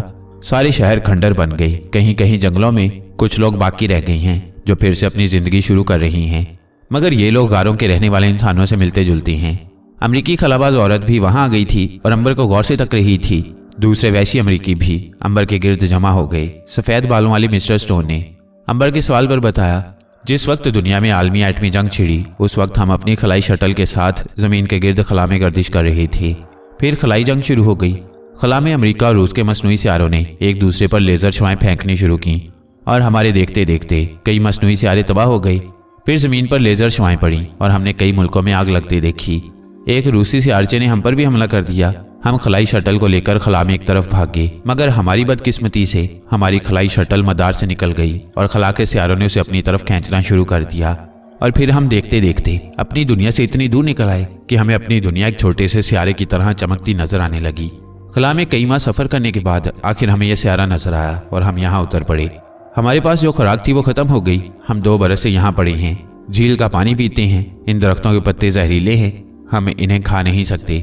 हम मजबूरन अपने इन आदमियों को भूनकर खा जाते हैं जो बीमार पड़ जाते हैं या मर जाते हैं। अंबर ने यह ना पूछा कि वो अभी अभी जिस आदमी को भूनकर खा रहे थे वो बीमार नहीं था, बल्कि ये लोग उसके हाथ पीछे बांध कर लाए थे और उसे उन्होंने खंजर से हलाक किया था, जिसकी चीख अंबर ने साफ सुनी थी। अंबर ने कहा, आप लोग कब तक अपने बीमार और मुर्दा साथियों का गोश्त खाते रहेंगे? मोटी गर्दन वाला कहका लगाकर बोला, अभी तो हमें एक जिंदा इंसान मिल गया है, हम उसकी दावत उड़ाएंगे। सारे खलाबाज वैशी इंसानों की तरह हंसने लगे। 2 बरस की तनहा और तकलीफदेह खलाई जिंदगी ने उन्हें वैशी बना दिया था। सब अंबर को घूर रहे थे। एक बोला, इस नौजवान को हम परसों भूनकर खाएंगे, अभी हमारे पेट भरे हुए हैं। सफेद बालों वाले मिस्टर स्टोन ने चौंक कर उस खलाबाज की तरफ देखा और कहा, यह हमारा मेहमान है, हमें इसके साथ ऐसा सलूक नहीं करना चाहिए। सारे खलाबाज सफेद बालों वाले को गालियां देने लगे। मोटी गर्दन वाला बुच चीख कर बोला, मिस्टर स्टोन, बेहतर है कि तुम हमारे मामले में दखल ना दो, नहीं तो हम तुम्हें भी खा जाएंगे। खलाबाज औरत ने बाजू उठाकर सबको खामोश किया और कहा, शोर मत करो दोस्तों, हम इस मेहमान को परसों खाएंगे। अभी 2 रोज के लिए हमारे पास इंसानी गोश्त मौजूद है, इसको कैद में डाल दो। सब खुशी से नारे लगाने लगे। अंबर खामोश रहा। उन्होंने अंबर को रस्सियों में जकड़कर एक झोंपड़ी में डाल दिया और बाहर 2 खलाबाज पहरे पर लगा दिए। चंद गज के फासले पर दरख्त पर बैठा नाग ये सब कुछ देख रहा था और सुन रहा था। उसकी आंखों के सामने आदमखोर खलाबाज अंबर को रस्सियों में जकड़कर एक झोंपड़ी की तरफ ले गए। नाग समझ गया कि अंबर ने अगर कोई हमला वगैरह नहीं किया तो वो किसी खास वजह से खामोश है। वो चुपके से दरख्त पर बैठा रहा। जब रात का अंधेरा चारों तरफ छा गया और वैशी खलाबाज अपनी अपनी झोंपड़ियों में जाकर सो गए, तो नाग ने एक साए को झोंपड़ी की तरफ बढ़ते देखा। नाग भी सांप की शक्ल में दरख्त से नीचे उतरकर झोंपड़ी की तरफ रेंगने लगा। इंसानी साया अंधेरे में झोंपड़ी के पीछे की तरफ चला, क्योंकि झोंपड़ी के सामने दरवाजे पर 2 आदमखोर खलाबाज पहरा दे रहे थे। क्या देखता है कि एक औरत झोंपड़ी की तरफ फूंक फूंक कर कदम रखती बढ़ रही थी। ये वही सुनहरी बालों वाली खलाबाज अमरीकी औरत थी जिसने ऐलान किया था कि अंबर को 2 रोज बाद भूनकर खाया जाएगा। नाग को ख्याल आया कि कहीं अंबर पर हमला करने तो नहीं जा रही, मगर वो मुतमईन था क्योंकि अंबर मर नहीं सकता था। फिर भी वो ये मालूम करने के लिए आगे बढ़ा कि ये औरत अंबर के पास किस लिए जा रही है। खलाबाज औरत झोंपड़ी की दीवार के पास जाकर रुक गई। उसने इधर उधर देखा और फिर एक जगह से दरख्तों की शाखों से बनी हुई दीवार को एक जगह से हटाया और अंदर दाखिल हो गई। नाग ने दीवार की शाखों में से गर्दन निकालकर झोंपड़ी के अंदर देखा। अंबर झोंपड़ी में रस्सियों से जकड़ा हुआ पड़ा था, मगर अंबर ने इतना जरूर किया था कि अपने हाथों की रस्सियां खोल डाली थीं और बड़े आराम से फर्श पर बैठा किसी सोच में गुम था। उसने खलाबाज औरत को दीवार के सुराख में से आते देखा तो बोला, क्या तुम आज रात ही मुझे हलाक कर डालोगे? तुमने तो कहा था कि। खलाबाज औरत ने अपने होंठों पर हाथ रखकर आहिस्ता से कहा, खामोश रहो, बाहर पहरेदार सुन लेंगे। नाग ये सब कुछ देख रहा था। वो समझ गया कि उस औरत की नीयत बुरी नहीं है। अंबर खामोश हो गया। खलाबाज औरत ने पहला काम यह किया कि अंबर की रस्सियां खोल डाली और आहिस्ता से कहा, मेरे पीछे पीछे चले आओ। अंबर को लेकर खलाबाज औरत झोंपड़ी से बाहर निकल आई। दरख्तों में अंधेरा ही अंधेरा था। उसने अंबर को अपने पीछे आने का इशारा किया। अंबर उसके पीछे पीछे दरख्तों में चलने लगा। नाग भी उसके पीछे रवाना हो गया। खलाई औरत अंबर को लेकर झोंपड़ियों से जब काफी दूर निकल गई तो आगे झील का मशरकी किनारा आ गया। यहाँ एक खड्ड नीचे को उतरती थी। खलाई औरत ने अंबर से कहा, मेरे साथ आओ। अंबर खामोशी से खलाबाज औरत के पीछे पीछे चल रहा था। उसके पीछे पीछे नाग था। अंबर को नाग की खुशबू अपने पीछे से आती महसूस हो रही थी। वह समझ गया कि नाग उसके अकब में चला आ रहा है। खड्ड काफी गहरी थी। उसकी ढलान ज्यादा खतरनाक नहीं थी। एक जगह खड्ड के अंदर दीवार में घनी झाड़ियां उगी थीं। खलाबाज औरत ने झाड़ियों को एक तरफ हटाया तो उसके पीछे एक गार नमूदार हुआ। खलाबाज औरत ने कहा, अंदर आ जाओ। अंबर गार में चला गया। नाग भी थोड़ा सा फासला डालकर अंदर दाखिल हो गया। गार में अंधेरा था। खलाबाज औरत ने जेब से एक मोमबत्ती निकालकर रोशन की और उसे एक पत्थर पर रख दिया। नाग एक पत्थर के पीछे छुप गया। अंबर ने देखा कि गार की छत ज्यादा ऊंची नहीं थी और उसमें से नोकीले पत्थर बाहर को निकले हुए थे। फर्श पर भी नोकीले और गोल से पत्थर फैले थे। अंबर ने पूछा, तुम मुझे यहाँ किस लिए लाई हो? खलाबाज अमरीकी औरत ने अपने सुनहरी बालों को हाथ से पीछे हटाते हुए कहा, अंबर ये तो तुम्हें मालूम ही हो गया कि मैं तुम्हें इन वैशी खलाबाजों से बचाकर यहाँ लाई हूँ। अंबर ने कहा, लेकिन शाम को तुमने ही मेरे बारे में ऐलान किया था कि मुझे परसों कत्ल कर दिया जाएगा। खलाबाज औरत ने कहा, अगर मैं ये ना कहती तो वो लोग इतने बेकाबू हो रहे थे कि शायद तुम्हें कल शाम ही कत्ल करके भून कर खा जाते। अंबर ने कहा, तुम्हारा नाम क्या है और तुम लोग यहाँ कब तक एक दूसरे का गोश्त खाकर जिंदा रहोगे? एक दिन तुम सब खत्म हो जाओगे। खलाबाज अमरीकी औरत बोली, मेरा नाम शीला है, मैं खलाबाज औरत हूँ और न्यूयॉर्क में खलाई साइंस की प्रोफेसर थी। मैं अपनी मर्जी से ह्यूस्टन के खलाई मरकज में ट्रेनिंग लेने के बाद खलाई शटल की आखिरी मुहिम पर आई थी। हमें क्या खबर थी कि नीचे दुनिया में तीसरी एटमी जंग छिड़ जाएगी और हम हमेशा के लिए खला में भटक जाएंगे। अंबर ने कहा, तुम्हें यहाँ आए 2 बरस हो गई हैं, तुम अब तक क्या खाते रही हो? 2 बरस में तो तुम सबको खत्म हो जाना चाहिए था। खलाबाज औरत शीला ने कहा, शुरू में यहाँ एक खास किस्म का पौधा उगता था, हम उसकी जड़ें खाकर गुजारा करते रहे, फिर ये पौधा भी खत्म हो गया, हमारी खुराक भी खत्म हो गई। इसके बाद हम में से खलाबाज मर गया, हमने उसको भुना और खा गए। फिर हमने ये करना शुरू कर दिया कि जो खलाबाज बीमार पड़ता उसे मारकर खा जाते। अब तक हम 7 खलाबाज साथियों को खा चुके हैं। उसके साथ हम यहाँ एक खास किस्म की घास उगाने में कामयाब हो गए जो किसी हद तक हमारी भूख मिटा देती है, मगर हमें इंसानी गोश्त की आदत पड़ गई है। अगरचे मैंने इंसानी गोश्त ज़्यादा नहीं खाया और मैं इसे पसंद नहीं करती, मगर मेरे साथी वैसी हो गई हैं। वो घास नहीं खाते और एक दूसरे की बीमार पड़ने या मरने का इंतजार करती रहती हैं कि कब कोई ज़रा सा बीमार पड़े और वो उसे मारकर खा जाएं। अंबर ने कहा, तुम लोगों ने यहाँ जो घास उगाया है क्या वो तुम्हारे लिए काफ़ी नहीं है? खलाबाज औरत शीला कहने लगी, नहीं, वो बहुत कम उगता है, दूसरा उसमें इतनी ग़िज़ाइयत नहीं है, और फिर अब हमारे साथी इंसानी गोश्त को पसंद करने लगे हैं। हम इस वक्त कुल 10 आदमी रह गए हैं। मुझे यकीन है कि 3 माह के अंदर अंदर ये लोग एक दूसरे की तिक्का बोटी कर देंगे। अंबर ने अब सवाल किया, तुमने मुझे क्यों बचाया है? क्या तुम मेरा गोश्त खाना पसंद नहीं करती हो? खलाबाज औरत शीला मुस्कुराई और बोली, तुम मुझे अच्छे लगते थे, इसलिए मैंने फैसला कर लिया कि तुम्हें अपने साथी आदमखोर इंसानी दरिंदों का शिकार नहीं होने दूंगी। दूसरी बात यह है कि मैं आदमखोर नहीं हूँ। अगर कभी अपने किसी मुर्दा साथी का गोश्त खाया भी है तो सख्त मजबूरी की वजह से खाया है, क्योंकि मैं मरना नहीं चाहती। इसके बावजूद मैं खास घास पर ही गुजारा करती हूँ। नाग खामोशी से पत्थर के पीछे छुपा शीला की गुफ्तगू सुन रहा था। अंबर ने कहा, मुझे लगता है कि सफ़ेद बालों वाला मिस्टर स्टोन भी इंसानी गोश्त को पसंद नहीं करता। शीला बोली, मिस्टर स्टोन हमारा लीडर है, मगर वो बेबस है। उसके सारे खलाबाज वैसी दरिंदे बन चुके हैं। मिस्टर स्टोन नहीं चाहता कि हम अपने बीमार साथियों को हलाक करके उन्हें भून कर खा जाएं, मगर वो अकेला कुछ नहीं कर सकता। ये लोग उसे भी जिंदा नहीं छोड़ेंगे। अंबर ने कहा, आखिर तुम कब तक यहाँ जिंदा रह सकोगे? क्या तुमने कभी वापस अपनी जमीन पर जाने की कोशिश नहीं की? शीला बोली, हमारी खलाई शटल का ईंधन खला में ही सफर करते हुए खत्म हो गया था। ईंधन के बगैर हम यहाँ से नहीं उड़ सकते। अंबर ने कहा, क्या तुम लोगों ने इस सियारे पर घूम फिर कर देखा है? इस सियारे पर कोई दूसरी मखलूक नहीं रहती। शीला ने कहा, हम सियारे की दूसरी तरफ नहीं गए क्योंकि हमारे पास कोई सवारी नहीं है। हमें यहाँ 2 बरस गुजर गई हैं। अगर इस सियारे पर कोई मखलूक आबाद होती तो कम अज कम वो ही हमारी तरफ आती। अंबर ने कहा, मैं तुम्हारी हमदर्दी का शुक्रिया अदा करता हूँ कि तुम मेरी जान बचाकर मुझे यहाँ ले आई हो। तुम्हारे साथी आदमखोरों को मालूम हुआ कि मैं फरार हो गया हूँ तो क्या वो मेरी तलाश में यहाँ नहीं आ जाएंगे? शीला ने कहा, यह खुफिया गार है, इसका सिवाय मेरी ज़ात के और किसी को इल्म नहीं है।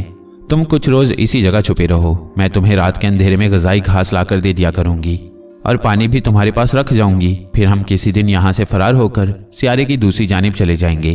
अंबर ने मुस्कुरा कर कहा, तुम मेरे साथ फरार क्यों होना चाहती हो? शीला ने कहा, इसलिए कि मैं अपने आदमखोर साथियों से जान बचाकर भाग जाना चाहती हूँ, क्योंकि मैं जानती हूँ कि अगर मैं ज़रा सा भी बीमार हुई तो ये लोग मुझे भूनकर खा जाएंगे। मैं अकेली फरार नहीं हो सकती। मुझे किसी मर्द की ज़रूरत थी जो मेरी हिफाजत कर सके। मेरी खुशकिस्मती है कि दुनिया से तुम आ गई हो। मैं जाती हूँ, कल रात आऊँगी। तुम यहाँ से हरगिज़ बाहर मत निकलना। ये कहकर खलाबाज औरत शीला गार से चली गई। उसके जाते ही नाग इंसानी शक्ल में अंबर के पास आ गया और मुस्कुरा कर बोला, मालूम होता है ये अमरीकी औरत तुम पर आशिक हो गई है। अंबर भी मुस्कुराने लगा और बोला, नाग, इसको मोहब्बत की बातों के लिए हमारे पास वक्त नहीं है। ये तो बेकार लोग किया करते हैं। हम तो सिर्फ अपने दोस्तों और बहन भाइयों से ही मोहब्बत करती हैं। नाग अंबर के करीब बैठ गया और बोला, ये तो तुम ठीक कहते हो, मगर सवाल यह है कि वो अपनी जान बचाने के लिए तुम्हें यहाँ से फरार होने पर मजबूर कर रही है। जाहिर है तुम इनकार नहीं करोगे। अंबर ने कहा, मैं कैसे इनकार कर सकता हूँ नाग, ये एक औरत की जिंदगी का मामला है। अगर वो यहाँ रही तो उसके साथी उसे भी एक दिन हड़प कर जाएंगे। नाग कहने लगा, इस तरह से तो हमें दूसरे आदमियों को भी बचाना चाहिए। अंबर ने नाग की तरफ देखते हुए कहा, दूसरे किसी खलाबाज आदमखोर ने मुझे शीला की तरह यहाँ से भागने के लिए नहीं कहा, बल्कि वो तो सारे के सारे आदमखोर हो चुके हैं। शीला ने मुझसे मदद की दरख्वास्त की है और मैं उसकी जरूर मदद करूंगा। क्या तुम्हें मुझसे इत्तेफाक नहीं? नाग बोला, मैं तुमसे इत्तेफाक करता हूँ, लेकिन सवाल यह है कि हम खुद यहाँ खतरे में हैं और इस वक्त हमें मारिया, केटी और थिसोंग की तलाश है। हमको उन्हें तलाश करना है। अंबर ने कहा, यह भी मारिया और केटी की तलाश का एक हिस्सा है। हम किसी दूसरे इंसान की मदद करेंगे तो खुदा भी हमारी मदद करेगा। हो सकता है इस सियारे की दूसरी जानिब हमारी मुलाकात मारिया या केटी से हो जाए। नाग ने कोई जवाब ना दिया क्योंकि वो जानता था कि अंबर ठीक कह रहा है। वो हजारों साल से सफर कर रहे थे। इस सफर में वो एक दूसरे से कई बार जुदा हो गए थे और फिर दूसरों की मदद करते हुए दोबारा एक दूसरे से आन मिले थे। ये सच है कि इस दुनिया में हर इंसान को दूसरे इंसान की मुसीबत में मदद करनी चाहिए। नाग ने कहा, अगर किसी तरह खलाई शटल दोबारा इस्तेमाल के काबिल हो जाए तो हम उसे लेकर किसी दूसरे सियारे पर भी जाकर मारिया, केटी को तलाश कर सकते हैं। अंबर ने कहा, खलाई शटल खराब नहीं है, उसका ईंधन नहीं है। अगर ईंधन मिल जाए तो उसे दोबारा खला में उड़ाया जा सकता है, मगर यहाँ से ईंधन कैसे मिलेगा? नाग ने कहा, क्यों ना मैं इस सियारे के किसी सांप को बुलाकर उससे पूछूं कि यहाँ जमीन के अंदर पेट्रोल या माया गैस मौजूद है। अगर हो तो हम उसे खलाई शटल में इस्तेमाल कर सकते हैं। अंबर बोला, कोशिश करके देख लो। नाग ने कहा, मेरे साथ गार से बाहर आ जाओ, सितारों की रोशनी में किसी सांप को बुलाती हैं। अंबर और नाग खला से बाहर आ गए। नाग ने मुंह से फुंकार जैसी आवाज निकालकर सांप की जुबान में कहा, अगर यहाँ कोई सांप है तो मेरे सामने हाजिर हो, मैं नाग देवता बोल रहा हूँ। अंबर और नाग सितारों की रोशनी में गौर से देखने लगे। करीबी झाड़ियों में हरकत हुई और उन्होंने एक अजीब सी चीज को झाड़ियों में से निकलकर अपनी तरफ आते देखा। आगे क्या हुआ ये जानिए इस सीरीज की अगली कहानी में।